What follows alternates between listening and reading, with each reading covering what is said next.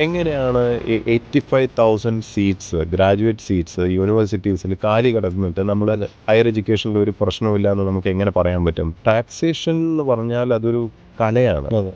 Tax നമ്മൾ extract ചെയ്യുന്നത് tax തരുന്നവൻ പോലും അറിയാതെ വേണമായിരിക്കും. അങ്ങനെയാണ് അത്. ഏതോ കാലത്ത് ചാണക്യൻ എഴുതി വെച്ചിട്ടുള്ളതാണ്. ഫുട്ബോൾ അടിക്കുന്ന പോലെ അടിച്ചിട്ടുണ്ട്. എനിക്കറിയാം സെക്രട്ടേറിയറ്റിലൊക്കെയുള്ള സത്യസന്ധരായിട്ടുള്ള പല ഉദ്യോഗസ്ഥരും അവർക്ക് ശമ്പളം കിട്ടാത്ത വിധത്തിൽ അടിച്ചിട്ടുണ്ട്. ടാക്സ് തോന്നിയപടി കൂട്ടണമെന്ന് അഭിപ്രായം പറഞ്ഞ സമയത്ത് ആരെങ്കിലുമൊക്കെ എതിർത്ത് അഭിപ്രായം പറഞ്ഞു കാണില്ലേ? ഇത് മണ്ടത്തരമാണെന്ന് ആരെങ്കിലും പറഞ്ഞു കാണില്ലേ? തീർച്ചയായിട്ടും നമുക്ക് എഡ്യൂക്കേഷൻ റിലേറ്റഡ് ആയിട്ടുള്ള കാര്യങ്ങളെ ചെയ്ത് ഒന്നാലോചിച്ച് നോക്കും. കേരളം പോലുള്ള ഒരു സ്ഥലത്ത് നല്ല എഡ്യൂക്കേഷണൽ ഇൻസ്റ്റിറ്റ്യൂഷൻസ് ഉണ്ടെങ്കിൽ ലോകത്തുനിന്ന് ആൾക്കാർ വരും ഇവിടെ പഠിക്കാൻ. വരില്ലേ? ഇപ്പോൾ ഹാർവാർഡ്, ഓക്സ്ഫോർഡ് പോലെയുള്ള പ്രൈം ഒരു ലൊക്കേഷനായിട്ട് നമുക്കിത് മാറ്റാൻ പറ്റും. എസ്പെഷ്യലി അക്കാഡമിക് ഇൻസ്റ്റിറ്റ്യൂഷൻസിൻ്റെ റിഫോം അവിടെ ഇറ്റ്സ് ആക്ച്വലി ഹൈജാക്ട്. അവിടെയും ഒരു യൂണിയൻ ഹൈജാക്ക് നടന്നിരിക്കുകയാണ്. ഞാൻ എന്തിനാണ് ഇതൊക്കെ എഴുതി പിടിച്ച് ഒരു ദിവസം കലക്ടറെ കാണാനോ ആരെയും കാണാൻ വേണ്ടി ഞാൻ എന്തിനു പോകണം? ഞാൻ ഒരു മെസ്സേജ് അയച്ചാൽ പോരെ? ഒരു മെസ്സേജ് അയച്ചാൽ അതിൻ്റെ പ്രശ്നം തീരണ്ടേ? അത്രയല്ലേ? That is how governance should be. 10 വർഷമായി സർവീസിൽ ഫയലിനകത്ത് എഴുതേണ്ട കാര്യങ്ങൾ എഴുതിയിട്ടുണ്ട്. ഇഷ്ടപ്പെട്ടാലും ഇല്ലെങ്കിലും എൻ്റെ ജോലി, എനിക്ക് ശമ്പളം തരുന്നത് ഫയലിൽ എൻ്റെ അഭിപ്രായം എഴുതാൻ വേണ്ടിയാണ്, വല്ലവൻ്റെ അഭിപ്രായം എഴുതാൻ. Welcome back. ഷെലസ് പോഡ്കാസ്റ്റിലേക്ക് വീണ്ടും സ്വാഗതം. നമ്മൾ കഴിഞ്ഞ എപ്പിസോഡിൽ പ്രശാന്ത് IAS സംസാരിച്ച, അത് ശരിക്കും 2 എപ്പിസോഡായിട്ടാണ് നമ്മൾ ഷൂട്ട് ചെയ്തത്. അതിൻ്റെ 2ാം ഭാഗമാണ് ഇനി നമ്മൾ കാണുന്നത്. നമുക്ക് എപ്പിസോഡിലേക്ക് കിടക്കാം.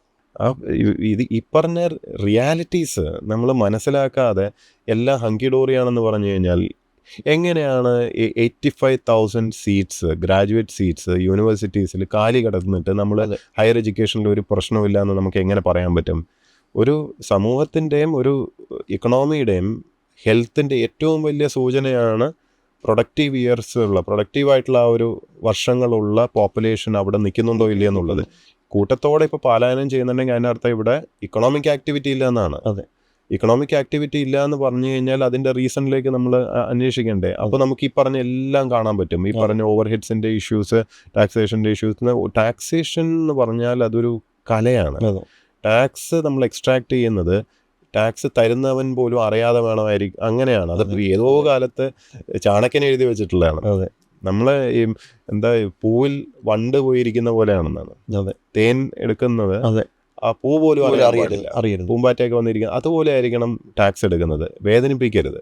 ടാക്സ് ഫീൽ ചെയ്യുന്നുണ്ടെങ്കിൽ അത് തെറ്റാണ്, അധികമാണ്, അമിതമാണ്. നൈസായിട്ട് വേണം എടുക്കാൻ. നൈസായിട്ട് ഇപ്പോൾ പല രീതിയിലുള്ള ടാക്സേഷൻ പ്രിൻസിപ്പിൾസും ഫിനാൻഷ്യൽ മോഡൽസും ഒക്കെ ഇന്ന് അവൈലബിൾ ആണ്. നമ്മൾ കേരളത്തിൽ ഇന്നും ഫോളോ ചെയ്യുന്നതെന്ന് പറഞ്ഞാൽ 70കളിലൊക്കെയുള്ള കോൺസെപ്റ്റ്, ആകെ ഒരു EPC കോൺട്രാക്റ്റും ഇത് മാത്രം അറിയാം. ഇപ്പോൾ കോടിക്കണക്കിന് രൂപ നമ്മൾ കിഫ്ബി വഴി ലോൺ എടുത്തു. എത്ര പലിശയ്ക്കാണെന്നും കൂടെ ആലോചിക്കണേ. ഇത്രയും എടുത്തിട്ട് നമ്മൾ എന്താ ചെയ്തതെന്ന് ഒന്ന് നോക്കൂ. ബിൽഡിങ്സ്. ഇത് ഏതെങ്കിലും ഒരു ബിൽഡിങ്ങിൽ നിന്ന് നമുക്ക് റവന്യൂ ജനറേറ്റ് ചെയ്യാൻ പറ്റുന്നതാണോ? അല്ല. അത്തരം പ്രോജക്ട്സ് എടുത്തിട്ടുണ്ടോ? ചെയ്തിട്ടില്ല. അപ്പോൾ ഇത് മുഴുവൻ ബിൽഡിങ്സ് ഉണ്ടാക്കിയിട്ട് യൂട്ടിലൈസ് ചെയ്യുന്നുണ്ടോ? അതുമില്ല. കാരണം ആശുപത്രിയും ഇതൊക്കെ കെട്ടിടം ഉണ്ടാക്കിയിട്ട് കാര്യമില്ല. കെട്ടിടം ഉണ്ടാക്കി ഇട്ട് കഴിഞ്ഞാൽ കോൺട്രാക്ടർക്ക് പൈസ കിട്ടിയെന്നും അതിൻ്റെ ഇടയിലുള്ളവർക്കൊക്കെ കമ്മീഷൻ കിട്ടിയെന്നല്ലാതെ വേറെ അർത്ഥമൊന്നുമില്ല. അതേസമയം ഫിനാൻഷ്യൽ മോഡൽസ് എത്രയോ പുതിയ പബ്ലിക് ഫിനാൻസ് മോഡൽസ് ഉണ്ട്. ഈ ലാൻഡ് മോണിറ്റൈസേഷൻ റിലേറ്റഡ് പോളിസീസ് ഉണ്ട്. ഇഷ്ടംപോലെ കാലം കുറേ മാറിപ്പോയെന്നേ.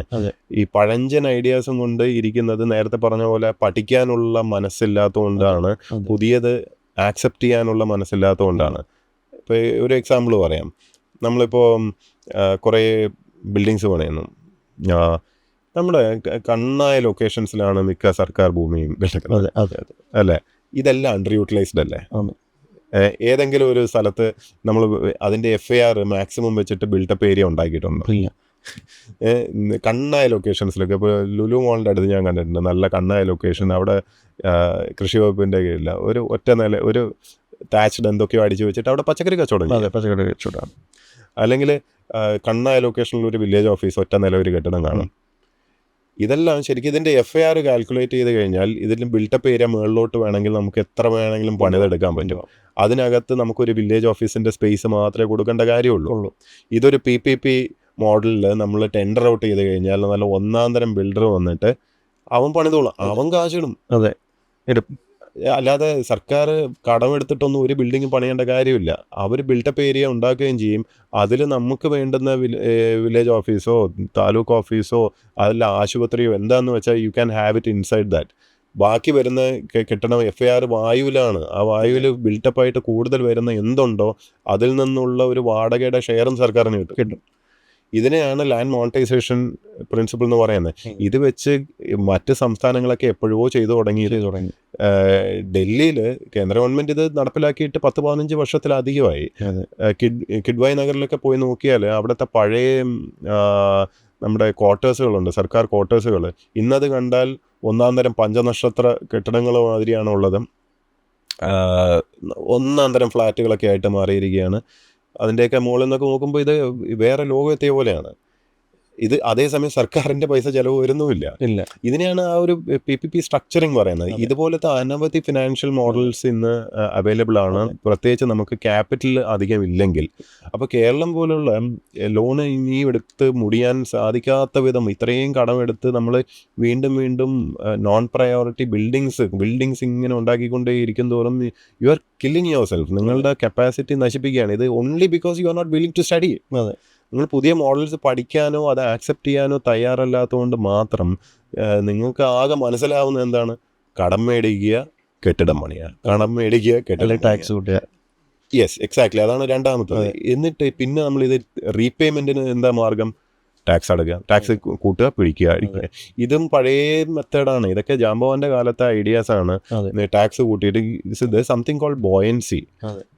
ഇപ്പോൾ നമുക്ക് ഞാൻ നിയമം പഠിച്ചപ്പോൾ അതിനകത്ത് എൻ്റെ സ്പെഷ്യലൈസേഷൻ ടാക്സേഷൻ ആയിരുന്നു. അപ്പോൾ ടാക്സേഷനകത്ത് നമ്മൾ ബേസിക്കലി പഠിക്കുന്ന നേരത്തെ പറഞ്ഞ കൗടില്യൻ്റെ ആ പ്രിൻസിപ്പിൾ പോലെ നമ്മൾ ടാക്സ് എടുക്കുമ്പം സന്തോഷത്തോടെ അയാൾക്ക് തരാൻ പറ്റണം, അല്ലെങ്കിൽ അറിയാത്ത വിധത്തിൽ അവർക്ക് വേദനിക്കരുത്. രണ്ട്, ബോയൻസി എന്ന് പറഞ്ഞൊരു സാധനമാണ്. നമുക്ക് ടാക്സ് തരുന്ന ആ ഒരു ബേസ് വർദ്ധിപ്പിക്കുകയും ഇക്കണോമിക് ആക്ടിവിറ്റി കൂടുന്നത് വഴി നമുക്ക് ടാക്സ് കൂടുതൽ കിട്ടുകയും ചെയ്യും. മറിച്ച് അതിനെ ഇപ്പം ടാക്സ് കുറച്ചിട്ട് കൂടുതൽ പേര് വസ്തു രജിസ്റ്റർ ചെയ്താൽ എനിക്ക് ഇത്ര തുക കിട്ടും. അതേസമയം ഞാൻ ടാക്സ് വല്ലാതെ കൂട്ടി വെച്ചിട്ട് കുറച്ച് പേര് രജിസ്റ്റർ ചെയ്താലും എനിക്ക് അത്രയും തുക കിട്ടും. ഏതാ നല്ലത്? കൂടുതൽ പേര് ചെയ്യുന്നതല്ലേ. അപ്പോൾ കൂടുതൽ പേര് ചെയ്യുമ്പോഴേ ഇക്കണോമിക് ആക്ടിവിറ്റി. അപ്പോൾ ടാക്സ് വല്ലാതെ പിരിക്കാൻ തുടങ്ങിക്കഴിഞ്ഞാൽ നിങ്ങൾ ഇക്കണോമിക് ആക്ടിവിറ്റിയെ ഇല്ലാതാക്കുകയാണ് ചെയ്യുന്നത്. അപ്പോൾ സർക്കാരിൻ്റെ പെർസ്പെക്റ്റീവിൽ ടാക്സ് റിലേറ്റഡ് ആയിട്ടുള്ള തീരുമാനങ്ങൾ എടുക്കുമ്പോൾ നമ്മൾ ബോയൻസി എന്ന് പറഞ്ഞ കോൺസെപ്റ്റ് എപ്പോഴും മനസ്സിൽ വെക്കണം. അമിതമായി ടാക്സ് ഇടുക എന്ന് പറഞ്ഞാൽ ഏതോ കാലത്ത് നമ്മൾ പുരാണങ്ങളിലൊക്കെ നമ്മൾ വായിച്ചിട്ടുണ്ട്. ഈ ക്രൂരനായ രാജാവിൻ്റെ സങ്കല്പം അല്ലേ, ഭയങ്കര ദുഷ്ടനായ രാജാവ് എന്താ ചെയ്യുക? ദാരിദ്ര്യവും പട്ടിണിയും കഷ്ടപ്പാടും ഒക്കെ ഉള്ള, അല്ലെങ്കിൽ കൃഷിനാശം ഒക്കെ നടന്നു നിൽക്കുന്ന സമയത്ത് ഈ രാജാവ് എന്ത് ചെയ്യും? രാജാവിൻ്റെ ധൂർത്ത് അല്ലെങ്കിൽ ചുങ്കം, അപ്പൊ ഈ കരം പിരിക്കാൻ വേണ്ടി ഭടന്മാരെ അയക്കുന്നു. നമ്മൾ വായിച്ചിട്ടുള്ള കഥയാണ് ഇത്. അത് തന്നെയാണല്ലോ ഇപ്പോഴും നടക്കുന്നത്. ഞാൻ അങ്ങനെ പറയുന്നില്ല, പക്ഷെ ഞാൻ പറയാ കരം വർദ്ധിപ്പിക്കുന്നത് ഫലത്തിൽ ജനങ്ങൾക്ക് അങ്ങനെ തോന്നിയാൽ തെറ്റു പറയാൻ പറ്റില്ല. അങ്ങനെയാണ് എന്തെങ്കിലും. ഇപ്പം നമ്മൾ നോക്കുമ്പോൾ ഈ പറഞ്ഞിടക്ക് ഇപ്പം തന്നെ പല ഡിസിഷൻസിലും ഇപ്പം നമ്മുടെ ഈഗോ സാറ്റിസ്ഫൈ ചെയ്യിക്കാൻ വേണ്ടി ഇപ്പം താങ്കളുടെ സസ്പെൻഷൻ്റെ കാര്യം പോലും പറയുമ്പോൾ ആരുടെയൊക്കെ ഈഗോ സാറ്റിസ്ഫൈ ചെയ്യുക. അപ്പം നമുക്ക് ജനങ്ങൾക്ക് ലഭിക്കേണ്ട ഇപ്പോൾ സിവിൽ സർവീസ് ആവട്ടെ, ഇപ്പം നമ്മളൊരു എക്സാം പഠിച്ച് പാസ്സായി നമ്മൾ ഇത്രയും 10-15 വർഷത്തെ 10-20 വർഷത്തിനടുത്തുള്ള സർവീസ് നമ്മൾ മനസ്സിലാക്കിയ കാര്യങ്ങൾ ഇംപ്ലിമെൻറ്റ് ചെയ്യാൻ പറ്റാതെ ഒരാൾക്ക് സാലറിയുടെ പകുതിയിൽ 60% കൊടുത്ത് വീട്ടിലിരുത്തിയാൽ ജനങ്ങൾക്കാണ് നഷ്ടം. നമുക്കങ്ങനെ ചെയ്യണമെങ്കിൽ ശരിക്കും നമ്മുടെ വീട്ടിൽ സ്വന്തം കയ്യിൽ നിന്ന് പൈസ എടുത്ത് നിർത്തിയിട്ട് ചെയ്യണം, അല്ലാതെ ചെയ്യാൻ പാടില്ല. ഇത് ജനങ്ങളല്ലേ തീരുമാനിക്കേണ്ടത്. എന്നിട്ട് നമ്മൾ ജനാധിപത്യം എന്നല്ലേ പറയുന്നത്. ഇതിനു വേണ്ടിയാണ് നമ്മൾ ഈ റൂൾസ് ഉണ്ടാക്കിയിരിക്കും. ഇപ്പം നിയമം പാലിച്ചാൽ ഇതൊന്നും പ്രശ്നം വരത്തില്ല. ഇപ്പം ഈ ഈഗോ വരുമ്പം പലരും നിയമമാണ് ലംഘിക്കുന്നത്. ഇപ്പം എൻ്റെ കാര്യം വിട്ടേക്കും, പക്ഷെ ഞാൻ പറയാം പൊതുവേ ഇപ്പോൾ എൻ്റെ കാര്യം വിടും. ഞാൻ ശരിക്കും പറയാന്ന് വെച്ചാൽ ജനങ്ങൾക്ക് അത് വിടാൻ പറ്റത്തില്ല. ഞാൻ പ്രിവിലേജ്ഡ് ആണ്. കാരണം ജനങ്ങളെ സംബന്ധിച്ച് അങ്ങനെ അല്ലെങ്കിലോ അല്ല, ഞാൻ പറയട്ടെ, ഞാൻ പറഞ്ഞെന്ന് വെച്ചാൽ ഞാൻ പ്രിവിലേജ്ഡ് ആണ്. ഇപ്പം സിവിൽ സർവീസിനകത്ത് നിൽക്കുന്നതുകൊണ്ട് IAS-നകത്ത് പ്രൊട്ടക്ഷൻ ഉണ്ട്, കുറേ ഇതൊക്കെ ഉണ്ട്. അങ്ങനെ ഒരു പരിധിക്കപ്പുറം ഒന്ന് ആലോചിച്ച് നോക്കൂ. നമ്മുടെ നാട്ടിലുള്ള വില്ലേജ് ഓഫീസർമാർ, സാധാരണ കൃഷി ഓഫീസർമാർ, ടീച്ചർമാർ, മാഷുമാർ, ഇവരൊക്കെ ഉണ്ടല്ലോ, ഇവരൊന്നും ഈ പ്രൊട്ടക്ഷനൊന്നും ഇല്ലാതെ ഇതുപോലെ വർക്ക് ചെയ്യാണ്. അവർ നിലപാടുകൾ എടുക്കേണ്ടി വരുന്നുണ്ട്, അവരെ ഉപദ്രവിക്കുന്നുണ്ട്. അവർക്ക് ഇതുപോലെ സസ്പെൻഷൻ മാത്രമല്ല, പല രീതിയിൽ അവർ അങ്ങോട്ടും ഇങ്ങോട്ടും ഫുട്ബോൾ അടിക്കുന്ന പോലെ അടിച്ചിട്ടുണ്ട്. എനിക്കറിയാം സെക്രട്ടേറിയറ്റിലൊക്കെയുള്ള സത്യസന്ധരായിട്ടുള്ള പല ഉദ്യോഗസ്ഥരും അവർക്ക് ശമ്പളം കിട്ടാത്ത വിധത്തിൽ അടിച്ചിട്ടുണ്ട്. കാരണം ശമ്പളം കൊടുക്കാൻ പറ്റാത്ത ചില സ്ഥാപനങ്ങളുണ്ടല്ലോ, പൊളിഞ്ഞ് പാളീസായ, അങ്ങോട്ടേക്ക് നിർബന്ധിച്ച് അവരെ പോസ്റ്റ് ചെയ്യും. അപ്പോൾ അവിടുന്ന് ശമ്പളവും കിട്ടില്ല. അപ്പോൾ പല രീതിയിൽ അത് ശരിക്കും IAS ഓഫീസേഴ്സിന് ഉൾപ്പെടെ അങ്ങനെ ചെയ്യാറില്ലേ? ഇല്ല, എൻ്റെ അറിവിൽ അങ്ങനെ പൊളിഞ്ഞ കമ്പനികളിൽ വലിയ പ്രത്യേകിച്ച് ഒന്നും ചെയ്യാൻ അതൊക്കെ ഉണ്ടാവും. പക്ഷെ ഞാൻ സാലറി അല്ല പറഞ്ഞത്, പക്ഷെ IAS എനിക്ക് തോന്നുന്നില്ല ചെയ്യാനില്ലാത്തൊരു സ്ഥലവും ഇല്ല. എവിടെ പോയാലും അവിടെ എന്തെങ്കിലുമൊക്കെ ചെയ്യാൻ എന്തെങ്കിലുമൊക്കെ കാണും. But my point is, rule adherence ഇല്ലാതാകുമ്പോൾ, റൂൾ ഓഫ് ലോ എന്ന് പറഞ്ഞൊരു സംഭവമുണ്ട്. നമ്മൾ ഭരണഘടന പറഞ്ഞ ഒരു ഫണ്ടമെന്റൽ പ്രിൻസിപ്പിളാണ് നിയമം പാലിക്കണം. അറിഞ്ഞുകൊണ്ട് നിയമം ലംഘിക്കുന്ന ഒരു സിസ്റ്റമാണ് ഇപ്പം വന്നിരിക്കുന്നത്. അറിഞ്ഞുകൊണ്ട് എന്നാൽ താൻ പോയി കേസ് കൊടു, ഞാൻ എന്തായാലും റൂൾ വയലേറ്റ് ചെയ്യും. അതാണ് എല്ലാത്തിൻ്റെ അടിസ്ഥാനപരമായിട്ടുള്ളൊരു പ്രശ്നം. ഒന്ന് വെറുതെ നോക്കിയാൽ മതി, ഹൈക്കോടതിയിൽ റിറ്റ് എത്രയുണ്ട് നോക്കിയാൽ മതി. റിറ്റ് എപ്പോഴും സർക്കാരിനെതിരെയാണല്ലോ. അപ്പോൾ എൻ്റെ ഫണ്ടമെൻ്റൽ റൈറ്റ് വയലേറ്റ് ചെയ്യപ്പെടുമ്പോഴാണ് നമ്മൾ റിറ്റ് പോകേണ്ടി വരുന്നത്. ഇപ്പോൾ കേരള ഹൈക്കോടതിയിലുള്ള റിറ്റ് കഴിഞ്ഞ ഏതാനും വർഷങ്ങളായിട്ടുള്ള അതിൻ്റെ എണ്ണം ഒന്ന് നോക്കിയാൽ നമ്മൾ പേടിച്ചു പോകും, എന്താണ് ഇവിടെ നടക്കുന്നതെന്ന്. അപ്പോൾ ഇത്രയും പേർക്ക് അവരുടെ കാഴ്ചപ്പാടിൽ സർക്കാർ അവരോട് അവരുടെ ഫണ്ടമെൻ്റൽ റൈറ്റ്, അവരുടെ മൗലിക അവകാശങ്ങളെ ധ്വംസനം ചെയ്തിരിക്കുകയാണ്. അവർക്കത് ഫീൽ ചെയ്തു, അവരുടെ അവകാശം പോയിന്ന്. അത് റിറ്റ് കോടതിയിൽ ആക്സെപ്റ്റ് ചെയ്തിട്ടുമുണ്ട്. വിച്ച് മീൻസ് പ്രൈമ ഫേസി അവിടെ ഒരു കേസുണ്ട്. എത്ര പേർക്ക് കോടതിയിൽ പോകാൻ പറ്റും? പോകാൻ പറ്റാത്ത എത്രയോ പേര് കാണില്ലേ? അതൊരു സൂചനയാണ്, ഒരു സൂചികയാണ്. കാരണം ഇത് വെച്ച് നോക്കുമ്പോൾ നമ്മൾ ഫണ്ടമെൻ്റൽ റൈറ്റ്സിന് വില കൊടുക്കുന്നുണ്ടോ, സ്വാതന്ത്ര്യത്തിന് വില കൊടുക്കുന്നുണ്ടോ, ഫ്രീ സ്പീച്ചിന് വില കൊടുക്കുന്നുണ്ടോ? ഇതൊക്കെയാണ് ഫണ്ടമെൻ്റൽ ക്വസ്റ്റ്യൻ. ഇത് വന്നു കഴിഞ്ഞാൽ, ഫ്രീ സ്പീച്ച് വന്നു കഴിഞ്ഞാൽ തന്നെ ആൾക്കാർ സത്യസന്ധമായിട്ട് കാര്യങ്ങൾ തുറന്നു പറയാൻ തുടങ്ങും. അഴിമതിയെക്കുറിച്ചും മറ്റുമൊക്കെ തുറന്നു പറയാൻ തുടങ്ങും. അകത്ത് നയപരമായിട്ടുള്ള വൈകല്യങ്ങളെക്കുറിച്ച് തുറന്നു പറയാൻ തുടങ്ങും. ഇപ്പോൾ ടാക്സ് തോന്നിയ വടി കൂട്ടണമെന്ന് അഭിപ്രായം പറഞ്ഞ സമയത്ത് ആരെങ്കിലുമൊക്കെ എതിർത്ത് അഭിപ്രായം പറഞ്ഞു കാണില്ലേ? ഇത് മണ്ടത്തരമാണെന്ന് ആരെങ്കിലും പറഞ്ഞു കാണില്ലേ? പക്ഷെ അത് പുറത്ത് ആരെങ്കിലും അറിയില്ല. അപ്പോൾ അറിയാൻ സാധിച്ചാൽ ആ ഒരു ചർച്ച നടന്നില്ല, ആ ഒരു ഡിസ്കോഴ്സ് നടന്നില്ല. വിദേശ രാജ്യങ്ങളിലൊക്കെ ആണെങ്കിൽ ഒരു ടാക്സ് വർദ്ധിപ്പിക്കുക എന്ന് പറഞ്ഞാൽ വളരെ it's suppose to be very negative. പുതിയ നികുതി ഇല്ലാതിരിക്കുക എന്നുള്ളതാണ് ഒരു സർക്കാരിനെ സംബന്ധിച്ചിടത്തോളം അഭിമാനകരമായിട്ടുള്ളത്. അല്ലാതെ റിസോഴ്സ് എങ്ങനെ റേസ് ചെയ്യുക എന്നുള്ളതാണ്. റിസോഴ്സ് റേസ് ചെയ്യേണ്ടത് ജനങ്ങളിൽ നിന്ന് പിഴിഞ്ഞിട്ടല്ല. ടാക്സിൻ്റെ സ്വഭാവം എന്താണെന്ന് ആദ്യം, ടാക്സ് എന്ന് പറഞ്ഞാൽ യഥാർത്ഥത്തിൽ നമ്മൾ ഈ ഹഫ്ത പിരിക്കുന്ന പോലെയാണെന്ന് വേണം പറയാൻ ശരിക്ക്. അപ്പോൾ ഒരു ഏരിയയിൽ, ഇപ്പോൾ ബോംബെയിൽ ഒരു അധോലോകം ഉണ്ടെന്ന് വിചാരിക്കുക, അവിടെ മൊത്തം നിങ്ങളിവിടെ കച്ചവടമൊക്കെ ചെയ്തോ, ഒരു മാർക്കറ്റ് ഉണ്ടെങ്കിൽ ആ മാർക്കറ്റിൽ ഒരു ഗുണ്ട വന്നിട്ട് പറയാണ്, ഞാൻ നിങ്ങളെ ഇതിനൊക്കെ ഹഫ്ത പിരിക്കും, കറക്റ്റായിട്ട് ഹഫ്ത. ചന്തയിലൊക്കെ നമ്മൾ കാണുന്നത് അന്നിങ്ങനെ പിരിച്ചിട്ട് പോകും ഗുണ്ട. ഏതൊരു പടത്തിൽ കൊച്ചിൻ ഹനീഫ് മര്യാദയ്ക്ക് തന്നില്ലെങ്കിൽ ശരിയാക്കും എന്നൊക്കെ പറഞ്ഞു പോകുന്നത്. കറക്റ്റായിട്ട് ഹഫ്ത കൊടുത്തിട്ടില്ലെങ്കിൽ അലങ്കോലമാക്കും, അല്ലെങ്കിൽ അവിടെ കച്ചവടം ചെയ്യാൻ അനുവദിക്കില്ല, പുറത്താക്കും, പ്രശ്നമുണ്ടാകും, അടി, ഇതൊക്കെയാണ് നടക്കുക. ശിക്ഷാ നടപടി. Think of governance like that. നിങ്ങൾക്ക് പ്രൊട്ടക്ഷൻ തരുന്നു, നിങ്ങൾക്ക് ഇതൊക്കെ തരുന്നു, പകരം ഞാൻ ഒരു തുക അങ്ങ് എടുക്കുകയാണ്. ഞാൻ എൻ്റെ തുക കൂട്ടി കൊണ്ടുപോയി എന്ന് വിചാരിക്കും. ഒരു മാർക്കറ്റിലുള്ള ഒരു ഹഫ്ത പിരിക്കാൻ വരുന്ന ഒരു ഗുണ്ട, അയാൾ പ്രൊട്ടക്ഷൻ മണി വർദ്ധിപ്പിച്ച് അവസാനം അവിടെ കച്ചവടം നടക്കുക, ആൾക്കാർ അവിടെ നിന്ന് കച്ചവടം നിർത്തിപ്പോവില്ലേ? അപ്പോൾ ഇതിലും മെച്ചപ്പെട്ട സ്ഥലത്തേക്ക് പോകാമെന്ന് വിചാരിക്കില്ലേ? ടാക്സേഷൻ എന്ന് പറഞ്ഞാൽ ഇത്രയേ ഉള്ളൂ. ഇത് തിരിച്ച് നിങ്ങൾക്ക് പ്രൊട്ടക്ഷനും അവിടെയുള്ള സൗകര്യങ്ങളും ഒക്കെ തരും എന്നും പറഞ്ഞിട്ട് കുറച്ചുകൂടെ അതോറിറ്റിയിലുള്ള ഒരു എൻറ്റിറ്റിയാണ് ഗവൺമെൻറ്. ഇപ്പോൾ ചിലയിടത്ത് ഗവൺമെൻറ് ആയിരിക്കാം, ലോക്കൽ സെൽഫ് ഗവൺമെൻറ് ആയിരിക്കാം. ആരാണെന്ന് വെച്ചാൽ ആരാണെന്ന് വെച്ചാൽ പിരിക്കുന്നവൻ തിരിച്ച് അവിടെ സൗകര്യം കൊടുക്കും എന്നുള്ളൊരു ഉറപ്പിൻ്റെ പുറത്താണ്. ഈ പിരിവ് ഒരു പരിധി കടക്കുമ്പോഴാണ്. പിരിവ് എന്തിനാണ്? എൻ്റെ പിരിവും എൻ്റെ ഇതും നടത്താൻ വേണ്ടിയാണ്, അല്ലാതെ നിങ്ങൾക്ക് വേണ്ടിയൊന്നും അല്ല. അപ്പം ഞാൻ കൂടുതൽ പിരിച്ച് എന്താ പറയുക, നിങ്ങളെ പിഴിഞ്ഞ് ഒന്നുമില്ലായ്മയിലേക്ക് എത്തിച്ചു കഴിഞ്ഞാൽ നിങ്ങളവിടെ നിന്ന് ഒഴിഞ്ഞു പോകും. ആൾക്കാരെല്ലാവരും ഒഴിഞ്ഞു പോകും. പിന്നെ ബിസിനസ് നടക്കുന്നില്ല, കച്ചവടം നടക്കുന്നില്ലെങ്കിൽ അവിടെ ആരും ഉണ്ടാവില്ല. കേരളം അങ്ങനെ. അപ്പം സ്റ്റേറ്റിൻ്റെ അവിടുത്തെ നേരത്തെ പറഞ്ഞ ആ മാർക്കറ്റിൻ്റെയോ ഇവിടുത്തെ കാര്യത്തിൽ ആ സ്റ്റേറ്റിൻ്റെ അവസ്ഥ എന്താവും? അതൊരു ഒഴിഞ്ഞ സ്ഥലമായി മാറും. അവിടെ ആർക്കും വേണ്ടാത്ത സാധനങ്ങൾ മാത്രം കച്ചവടം ചെയ്യുന്ന, വേറെ പുറത്ത് പോകാൻ സാധിക്കാത്ത വൃദ്ധരായിട്ടുള്ള കുറച്ച് പേര് മാത്രം അവിടെ ഇരിക്കുന്ന ഒരു അവസ്ഥ വരും. കേരളം ഒരു വൃദ്ധസദനമായിക്കൊണ്ടിരിക്കുന്നത് ഈ പറഞ്ഞ ഈ ഇക്കോസിസ്റ്റം, ഈ പറഞ്ഞ എല്ലാം കൂടെ ചേർത്ത് വേണം നമ്മൾ വായിക്കാൻ. അതിന് ഫണ്ടമെൻ്റൽ പോയിന്റ് ഞാൻ നേരത്തെ പറഞ്ഞ പോലെ ആക്സെപ്റ്റൻസ് ആണ്. We have A problem. നമുക്കൊരു പ്രശ്നമുണ്ട് എന്നുള്ളത് തിരിച്ചറിഞ്ഞ് വേണം. ഇപ്പം ഏത് സെക്ടറും എടുക്കും, നമ്മളിപ്പോൾ എഡ്യൂക്കേഷനിൽ ഈ പറഞ്ഞ ഒഴിഞ്ഞു കിടക്കുന്നതായാലും ഹെൽത്ത് എടുക്കുമ്പോൾ ഹെൽത്ത് സെക്ടറിലുള്ളത് ദാറ്റ്സ് അനദർ മേജർ ഇഷ്യൂ. ഹെൽത്തിൽ നമ്മൾ അവകാശപ്പെടുന്ന പല കാര്യങ്ങളും കഴിഞ്ഞ നൂറ്റാണ്ടിലുള്ള നമ്മുടെ അച്ചീവ്മെൻറ്റ്സ് ആണ്. അതെ അതെ, നമ്മൾ ഹ്യൂമൻ ഡെവലപ്മെൻറ്റ് ഇൻഡെക്സ് ഒക്കെ ഇമ്പ്രൂവ് ചെയ്തതൊക്കെ എത്രയോ വർഷങ്ങളായിട്ടുള്ള ആ 1-2 ഇൻഡീസസ് നമ്മളെപ്പോഴും പറഞ്ഞുകൊണ്ടിരിക്കും. പ്രധാനപ്പെട്ട പൈസയും തൊഴിൽ ഇതൊന്നും ഇല്ല. പക്ഷേ കഴിഞ്ഞ നൂറ്റാണ്ടിൽ നമ്മൾ അച്ചീവ് ചെയ്ത ഈ ഹെൽത്ത് ഇൻഡെക്സസ് പോലും നമ്മൾ ക്ലെയിം ചെയ്യുന്നത് സർക്കാരും സർക്കാർ ഉദ്യോഗസ്ഥരും എല്ലാവരും കൂടെ ചേർന്നിട്ട് നിങ്ങളെയൊക്കെ നന്നാക്കി കളഞ്ഞു എന്നാണ് പറയുന്നത്. യാഥാർത്ഥ്യം ഇതൊന്നുമല്ല. നിങ്ങൾ ശരിക്കും പരിശോധിച്ച് നോക്കിയാൽ മനസ്സിലാവുന്നതെന്ന് പറഞ്ഞാൽ ഈ റെമിറ്റൻസിലൂടെ വന്ന പണം, ആ പണം ചെലവാക്കിയിട്ടാണ് നമുക്കിത് അഫോർഡ് ചെയ്യാൻ സാധിച്ചത്. അല്ലാതെ സർക്കാർ സംവിധാനം മുഴുവൻ, സർക്കാർ ഈ ആശുപത്രികളും മറ്റൊക്കെ മെച്ചപ്പെട്ടത് ശരിക്കും NRHM വന്ന സമയത്താണ് ശരിക്കും ഫണ്ടൊക്കെ വന്ന് കുറച്ച് ഇൻഫ്രാസ്ട്രക്ചർ ബെറ്റർ ആയത്. അതുവരെ നമുക്ക് ഇത്രയും ഗവൺമെൻറ് സെക്ടറിനകത്ത് ഇത്രയും ആശുപത്രികളോ ഇത്രയും ഇൻഫ്രാസ്ട്രക്ചറോ ഒന്നും സത്യത്തിൽ ഇല്ലായിരുന്നു. ആകെ മെഡിക്കൽ കോളേജുകൾ മാത്രമാണ് ഉണ്ട്. അതും അന്ന് 4-5 മെഡിക്കൽ കോളേജ് ഉള്ളൂ മൊത്തത്തിൽ. അപ്പോൾ we do not have that much of a infrastructure. അവിടെ മുഴുവനും സെർവ് ചെയ്തുകൊണ്ടിരുന്നത് പ്രൈവറ്റ് ക്ലിനിക്കുകളും ആശുപത്രികളും മറ്റുമൊക്കെ ആയിരുന്നു.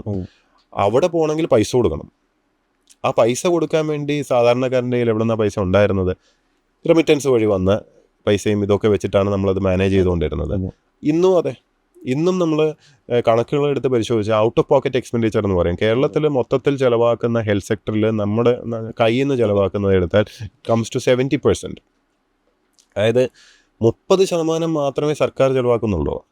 70% നമ്മൾ നമ്മുടെ സ്വന്തം പോക്കറ്റിൽ നിന്നാണ് ചിലവാക്കുന്നത്. അതിപ്പോൾ സർക്കാർ ആശുപത്രിയിൽ പോയി ചികിത്സയ്ക്ക് പോയാൽ പോലും അവിടുത്തെ പലതും നമ്മൾ മേടിച്ചു കൊടുക്കേണ്ടി വരുന്നുണ്ട്. ഡോക്ടർ ഹാരിസ് ഒക്കെ പറഞ്ഞു. അപ്പോൾ അതും കൂടെ ചേർത്തിട്ടാണ് പറയുന്നത് 70% is our own money. Own money എന്ന് പറഞ്ഞാൽ നിങ്ങളാണ് ഫണ്ട് ചെയ്യുന്നത്, അല്ലാതെ സർക്കാരോ ഇത് സംവിധാനമോ സർക്കാർ ഉദ്യോഗസ്ഥരോ ഒന്നും അല്ല നിങ്ങളെ ആരോഗ്യം ശരിയാക്കിയത്. അതിന്റെ ക്രെഡിറ്റ് കൊണ്ടുപോകും. ഉദ്യോഗസ്ഥരുടെ സ്വഭാവം അറിയാലോ, ഉദ്യോഗസ്ഥരെ നമ്മളത് ക്രെഡിറ്റ് എടുക്കും, നമ്മളാണ് ഇവിടെ എല്ലാം ശരിയാക്കിയത്. പക്ഷെ നമ്മളൊന്നും അല്ല ഇത് ചെയ്തിരിക്കുന്നത് എന്നുള്ള സത്യം നമ്മളെങ്കിലും അറ്റ്ലീസ്റ്റ് ഐ ഷുഡ് അക്നോളജ്. ഇത് നടന്നത് അല്ലെങ്കിൽ so called health industries better ആയിട്ടുള്ള കേരള മോഡൽ എന്നൊക്കെ പറഞ്ഞ് ബെറ്റർ ആവാനുള്ള പ്രധാന കാരണം എന്ന് പറഞ്ഞാൽ റെമിറ്റൻസ് സപ്പോർട്ട് കൊണ്ട്, ആ ഫണ്ട് കൊണ്ടാണ്. അതുകൊണ്ടാണ് ഇപ്പോഴും പോകുന്നത്. അവനവന്റെ കയ്യിലെ ഭയങ്കരമായിട്ട് കുറഞ്ഞല്ലോ ഇപ്പോൾ. അങ്ങനെ കുറയുന്നല്ല, അതിൻ്റെ ഒരു പാറ്റേൺ മാറുന്നുണ്ട്, ഷിഫ്റ്റ് ചെയ്യുന്നുണ്ട്. മാത്രമല്ല ഇതൊരു ശാശ്വതമായിട്ടുള്ളൊരു ഒരു പരിഹാരമല്ല. റെമിറ്റൻസ് വഴി എങ്ങനെയാണ് എക്കാലം ഓടാൻ പറ്റിയത്? കാരണം റെമിറ്റൻസ് ഇനി ഇവർ തിരിച്ചു വരുന്നില്ല എന്നുള്ള ഒരു പാറ്റേൺ കൂടെ നമ്മൾ ശ്രദ്ധിച്ചല്ലോ.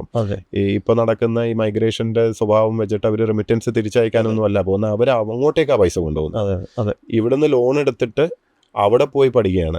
എന്നിട്ട് അവിടെ നിന്ന് കിട്ടുന്ന പൈസ വെച്ച് ലോൺ എങ്ങനെയെങ്കിലും അടച്ചു തീർക്കുകയും അവിടെ സെറ്റിൽ ചെയ്യാനുള്ള പൈസ കുറച്ച് ഗൾഫിലൊക്കെ ഇൻവെസ്റ്റ്മെന്റ് ഒരു അപ്പാർട്ട്മെന്റ് വേണമെങ്കിലും മേടിക്കാൻ പറ്റും. ഇവിടുത്തെ 5 ഇരട്ടി പൈസ റെന്റ് കിട്ടുകയും ചെയ്യും.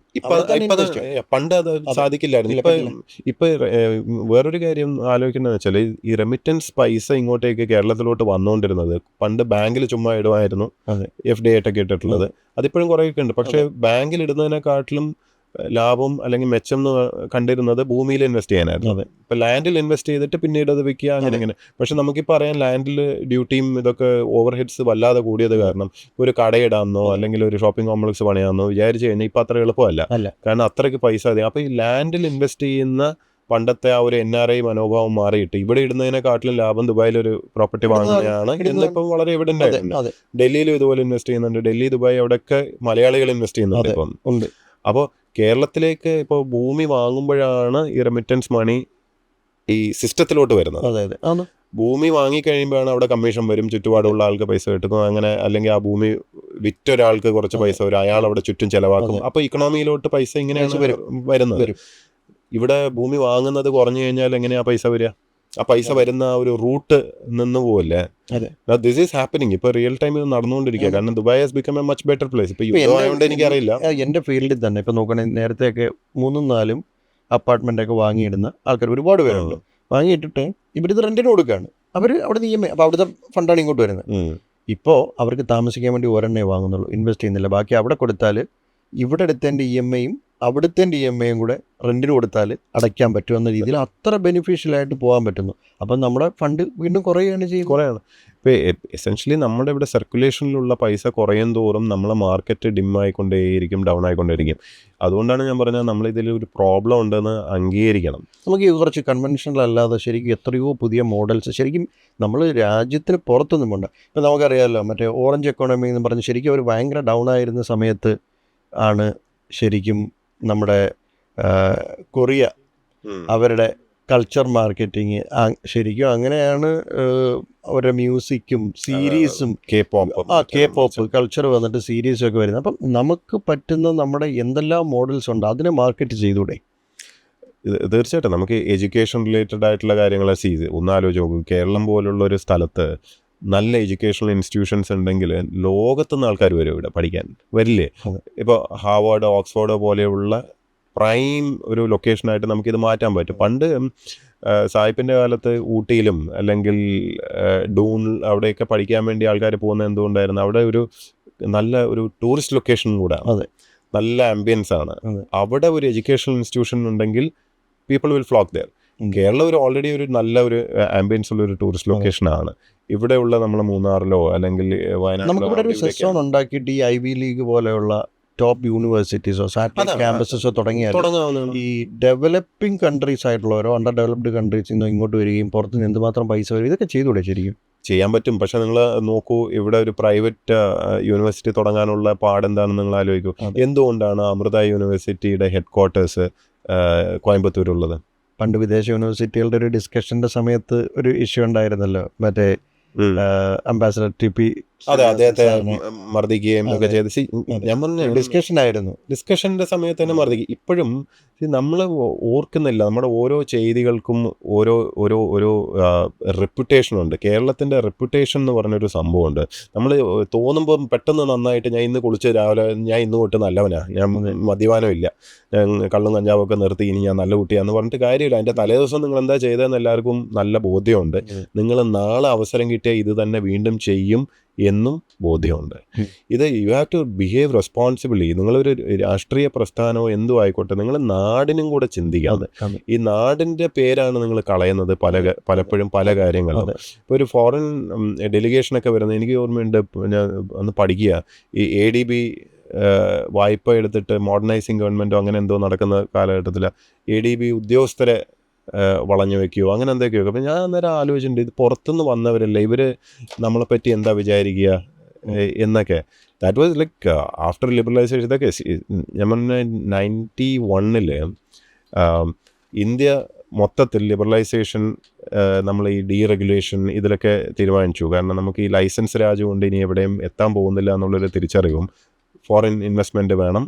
ഫോറിൻ ഇൻവെസ്റ്റ്മെൻറ്റ് അവിടെ നിൽക്കട്ടെ, നമ്മുടെ നാട്ടിലുള്ള വ്യവസായികൾക്കും ആന്ത്രപ്രനേഴ്സിനും അവർക്ക് ബിസിനസ് ചെയ്യണ്ടേ, അതിനുള്ള സ്വാതന്ത്ര്യവും ഇതൊക്കെ അവർക്ക് കൊടുക്കണം. അങ്ങനെയൊക്കെ ആയിട്ട് ഇന്ത്യ മുഴുവനും ഒരു വഴിക്ക് പോവുകയാണ്. നൗ ഇന്ത്യയിലുള്ള ഗ്രോത്ത് റേറ്റ് നിങ്ങൾക്ക് അറിയാമല്ലോ. ഇപ്പോൾ ഇൻ്റർനാഷണലി ഇത് നോക്കുമ്പോൾ one of the top level ഗ്രോത്താണ്. നമ്മളെ സ്റ്റോക്ക് മാർക്കറ്റും ഇതൊക്കെ നോക്കുമ്പോൾ തന്നെ നമുക്ക് മനസ്സിലാവുന്നുണ്ട് we are on a trajectory. നല്ല ഒരു പ്രത്യേകിച്ച് ചില സെക്ടറുകൾ ബൂം ചെയ്തുകൊണ്ട് നിൽക്കുകയാണ്. Kerala is not part of that story. മറ്റേ ഏതോ സിനിമയിൽ കണ്ട പോലെ എല്ലാവരും ഒരു വശത്തേക്ക് മാർച്ച് പാസ്റ്റ് നടത്തുമ്പോൾ ശ്രീനിവാസൻ മാത്രം ഇങ്ങോട്ട് മാർച്ച് പാസ്റ്റ് ചെയ്യുന്ന പോലെ നമ്മൾ എന്തായി ചെയ്യുന്നത്? 91 ശേഷം കുറേ റെഗുലേറ്ററി നിയമങ്ങൾ എടുത്തു കളഞ്ഞിട്ടുണ്ട് ഇന്ത്യ ഒട്ടുക്കും. ലൈസൻസ് രാജൊക്കെ എടുത്തു കളഞ്ഞു. പലതിനും അനാവശ്യമായിട്ടുള്ള ലൈസൻസ് വേണമായിരുന്നു, റെഗുലേഷൻ വേണമായിരുന്നു, ഇൻസ്പെക്ഷൻ രാജ്. ഇത് ഉദ്യോഗസ്ഥരെ അഴിഞ്ഞാട്ടവും അവർക്ക് കൈക്കൂലി മേടിക്കാനും ഇതൊക്കെ ഉള്ളൊരു സാഹചര്യം ഒരുക്കി കൊണ്ടുവരുന്നത്. മാത്രമല്ല ഡിസിഷൻ മേക്കിംഗ് വളരെ സ്ലോ ആയിട്ടുള്ളത്. അപ്പോൾ ഇതൊക്കെ എടുത്ത് കളയുന്ന പ്രോസസ് ഇസ് ഗോയിങ് ഓൺ. 91 തൊട്ട് നൗ ദിസ് ഇസ് 2026. ഈ ഇത്രയും വർഷത്തിനുള്ളിൽ കേരളത്തിൽ ഏതെങ്കിലും ഒരു റെഗുലേറ്ററി ആക്ട് നമുക്കിത് വേണ്ട എന്ന് പറഞ്ഞ് ഡിലീറ്റ് ചെയ്ത് റിപ്പീൽ ചെയ്തതായിട്ട് നമ്മൾ കേട്ടിട്ടുണ്ടോ? അല്ലെങ്കിൽ ഒരു നിയമം ഇത്രയും സ്ട്രിക്റ്റ് ആക്കി ഇങ്ങനെ വെക്കേണ്ട ചട്ടക്കൂടി ഇതിൻ്റെ ആവശ്യമില്ല. നമുക്ക് കുറച്ചുകൂടെ ഫ്രീ ആയിട്ട് പൗരന്മാരെ വിശ്വസിക്കാം. നമുക്ക് വി ക്യാൻ ട്രസ്റ്റ് ദം. നമുക്ക് സാധാരണക്കാരെ വിശ്വസിക്കാം. സെൽഫ് അറ്റസ്റ്റേഷൻ മതി, അല്ലെങ്കിൽ അവൻ പറയുന്നത് നമ്മൾ വിശ്വസിച്ചിട്ട് നമുക്ക് പെർമിഷൻ കൊടുക്കാം, പിന്നീട് നമുക്ക് നോക്കിയാൽ മതി എന്നൊക്കെ പറഞ്ഞ് കുറച്ചുകൂടെ റെഗുലേഷൻ ഒഴിവാക്കിയിട്ട് കൂടുതൽ എന്താ പറയുക ഒരു സിറ്റിസൺ ഫ്രണ്ട്ലി ആക്കിയിട്ടുള്ള ഡീറെഗുലേറ്ററി ആക്ടുകൾ ഏതെങ്കിലും നമ്മൾ കണ്ടിട്ടുള്ളൂ? നമ്മൾ ആക്ടുകൾ കൂട്ടിയിട്ടേ ഉള്ളൂ, നമ്മൾ കൂടുതൽ റെഗുലേഷൻ കൊണ്ടുവന്നിട്ടേ ഉള്ളൂ. ഇപ്പോൾ പഞ്ചായത്ത് മറ്റേത് മറിച്ചത് ഓരോ ഏജൻസി വരുന്ന ഇവരെ ഓരോരുത്തർക്കും കയറി ഇൻസ്പെക്ട് ചെയ്യാം, ഓരോരുത്തർക്കും കയറി റെഗുലേറ്റ് ചെയ്യാം, കൺട്രോൾ ചെയ്യാം. We are all becoming control freaks. എല്ലാം സർക്കാർ എന്നുള്ളതാണ്. സർക്കാരിനെ കൊണ്ട് ഇതൊന്നും ചെയ്യാൻ പറ്റത്തില്ലെന്നാണ്. സർക്കാരിന്റെ പണി ഇതുമല്ല. സർക്കാർ ഫോക്കസ് ചെയ്യേണ്ട പണി എന്ന് പറഞ്ഞു കഴിഞ്ഞാൽ കോർ സോവറിൻ ഫങ്ഷൻസ് ഉണ്ട്, ലോ ആൻഡ് ഓർഡർ അത് വൃത്തിക്ക് ചെയ്യുക, സത്യസന്ധമായിട്ടൊരു കേസ് അന്വേഷിക്കുക, പ്രോസിക്യൂഷൻ വരെ കൊണ്ടുപോകുക, ഇതൊക്കെയാണ് അവർ ശ്രദ്ധിക്കേണ്ടത്. അല്ലെങ്കിൽ ബേസിക് ആയിട്ടുള്ള ഇൻഫ്രാസ്ട്രക്ചർ പ്രൊവൈഡ് ചെയ്യുക, ഇതൊക്കെയാണ്. അതിന് പകരം നമ്മൾ കണ്ട എല്ലാത്തിലും കയറി business is not our forte. നമ്മൾ ചെയ്യേണ്ട പണി അതല്ല. നമ്മൾ ടൂറിസം ഉണ്ടാക്കാൻ വേണ്ടി ഹോട്ടലുകൾ നടത്തും, നമ്മൾ ഭക്ഷണം കഴിക്കാനുള്ള ഹോട്ടലുകളാണ്, നമ്മൾ ബാറ് നടത്തുന്നത്. സർക്കാർ ഇതെല്ലാം കഴിഞ്ഞിപ്പം മറ്റേ ഓലയും ഊബറും ഒക്കെ ഇരിക്കുന്നതിൻ്റെ ഇടയിൽ നമ്മൾ പുതുതായിട്ട് നമ്മുടെ വക ഒരു ആപ്പ് ഇറക്കും. ഇതെല്ലാം പൈസ വേണം. ഇതൊന്നും കൂടാതെ എന്താ കേരളത്തിലാണ് ഏറ്റവും കൂടുതൽ ഇൻ്റർനെറ്റ് പെനട്രേഷൻ, ഏറ്റവും കൂടുതൽ മൊബൈൽ ഫോൺ പെനട്രേഷനും എല്ലാം ഉള്ളത് കേരളത്തിലാണ്. ഇന്ത്യയിലാണ് ഡാറ്റ ഏറ്റവും ചീപ്പസ്റ്റ്. അറിയാലോ, പുറത്ത് മറ്റു രാജ്യത്തൊക്കെ പോകുമ്പോഴാണ് അറിയാവുന്നത് ഡാറ്റ ഭയങ്കര ചിലവാണ്. അപ്പോൾ കേരളത്തിൽ ഏറ്റവും ചീപ്പായിട്ട് ഡാറ്റ ഓൾറെഡി ലഭ്യമാണ്. ഏറ്റവും കൂടുതൽ നെറ്റ്വർക്ക് അവൈലബിലിറ്റി ഉണ്ട്. ഒറ്റപ്പെട്ട ഈ ഇടമലക്കുടി പോലുള്ള സ്ഥലങ്ങളിൽ പോലും കേന്ദ്ര സർക്കാരിൻ്റെ BSNL പോലുള്ള ഇവർ വഴി നമ്മൾ സ്പെഷ്യൽ സ്കീമും പ്രോജക്റ്റും ഒക്കെ വെച്ച് എല്ലായിടത്തും നെറ്റും ഇതൊക്കെ എത്തി, എല്ലായിടത്തും ഉണ്ട്. അങ്ങനെ ഇരിക്കുകയാണ് നമ്മൾ 1500 കോടി ചിലവാക്കിയിട്ട് K-Phone തുടങ്ങുന്നതെന്ന് പറയുന്നത്. You are creating I don't know for what. അപ്പോൾ നമ്മൾ ഈ പ്രയോറിറ്റി ഓഫ് സ്പെൻഡിങ് ഇതെല്ലാം കഴിഞ്ഞ് നമ്മൾ സിനിമ കാണിക്കാൻ വേണ്ടി എത്ര OTT പ്ലാറ്റ്ഫോംസാണ് ഇപ്പോൾ ലഭ്യമായിട്ടുള്ളത്. ഇതൊന്നും കൂടാതെ സർക്കാർ വക ഒരു OTT പ്ലാറ്റ്ഫോം ഉണ്ടാകും. ഇതിനും പൈസ വേണം. ഞാൻ പറഞ്ഞു, നമ്മളുടെ പൈസ കടിക്കുന്നില്ല, പൈസ അവൈലബിൾ അല്ല. സത്യത്തിൽ പൈസ വളരെ കുറവാണ്. ഇതിനെ പ്രയോറിറ്റൈസ് ചെയ്ത് ചിലവാക്കാനുള്ള ചിന്തയ്ക്ക് പകരം നമ്മളൊക്കെ എന്തോ വെറുതെ ലോട്ടറി അടിച്ചിട്ടുണ്ട് എന്നുള്ള ഭാവത്തിൽ ധൂം ധാമാക്കി എല്ലായിടത്തും അത് വേണോ, അതും ആയിക്കോട്ടെ, ഇത് വേണോ, ഇതും ആയിക്കോട്ടെ എന്ന് പറഞ്ഞു പോകുമ്പം നമ്മളെ കോർ ഇതല്ലേ ബിസിനസ്, നമ്മുടെ കോർ ഗവൺമെൻറ് ബിസിനസ് എന്താണ്? ലോ ആൻഡ് ഓർഡർ പാലിക്കുക, ഇൻഫ്രാസ്ട്രക്ചർ ബേസിക് കൊടുക്കുക, കറണ്ടും വെള്ളം വൃത്തിക്ക് കൊടുക്കുക. ഇതൊക്കെ ഈവൻ കറണ്ട് പോലും you have to outsource after a point. ഇത് ഇപ്പം നടക്കുന്ന പലതും there is some point which have to be given to the private sector, അല്ലെങ്കിൽ കോൺട്രാക്ടർ അവനെ കൊണ്ട് ചെയ്യിക്കണം. പ്രൈവറ്റ് എന്ന് പറയുമ്പോഴേക്ക് ഉടനെ ശത്രുവിനെ കാണുന്ന പോലെയാണ് നമ്മളങ്ങനെ പഠിപ്പിച്ചത്. അൺഫോർച്യുനേറ്റ്ലി ഒരു ജനറേഷൻ മുഴുവനും ഇത് തലേ കയറി അവർക്കിത് അപ്പുറം ചിന്തിക്കാൻ പോലും പറ്റുന്നില്ല.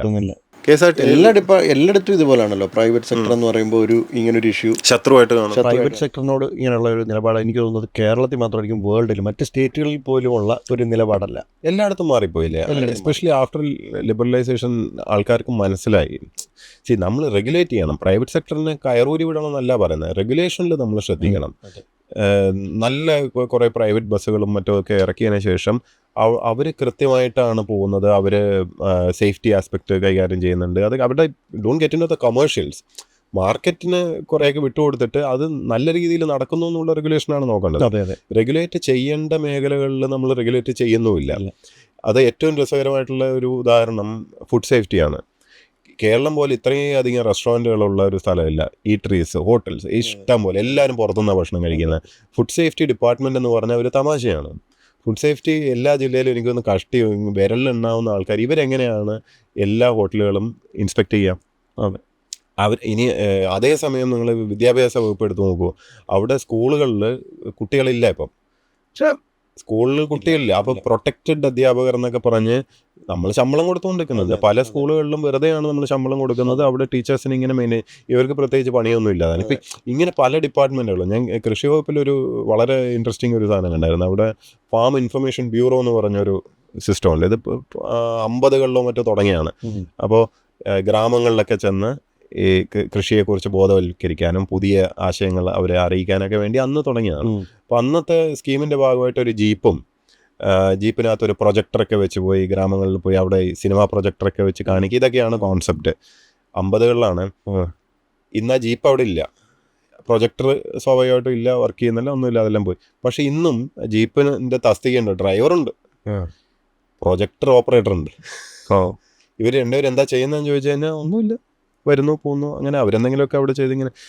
ഇതുപോലെ എത്ര ഡിപ്പാർട്ട്മെൻറ്റുകളാണ് നമ്മളെ കേരള സർക്കാരിൻ്റെ ഒരു ഇതെന്ന് പറഞ്ഞു കഴിഞ്ഞാൽ ഇവിടെ ഈ അഡ്മിനിസ്ട്രേറ്റീവ് റിഫോം ഡിപ്പാർട്ട്മെൻറ്റ് മറ്റേത് മറിച്ച് ഇവരെ സത്യം പറഞ്ഞാൽ ഇവരുടെ ജോലിയാണ് ഈ റിഡൻഡൻ്റ് ആയിട്ടുള്ള പോസ്റ്റുകൾ ഐഡൻറ്റിഫൈ ചെയ്യുക, റീഡിപ്ലോയ് ചെയ്യുക, അനാവശ്യമായിട്ടുള്ള ഇത്തരം പോസ്റ്റുകൾ ഒഴിവാക്കിയിട്ട് ആവശ്യമുള്ള പോസ്റ്റുകൾ ഉണ്ടാക്കുക, ഇതൊക്കെ ചെയ്യുക. ഇത് തൊടാൻ പറ്റില്ല ഈ യൂണിയനും മറ്റേതും മറിച്ച്. ഇത് സ്ഥാപിത താല്പര്യങ്ങളുണ്ടല്ലോ. നേരത്തെ ഞാൻ പറഞ്ഞ പോലെ ഈ ആധാരം എഴുതുന്ന ഒരു ചെറിയ വിഭാഗം ആൾക്കാർ അവർ ഡിസൈഡ് ചെയ്യുകയാണ്.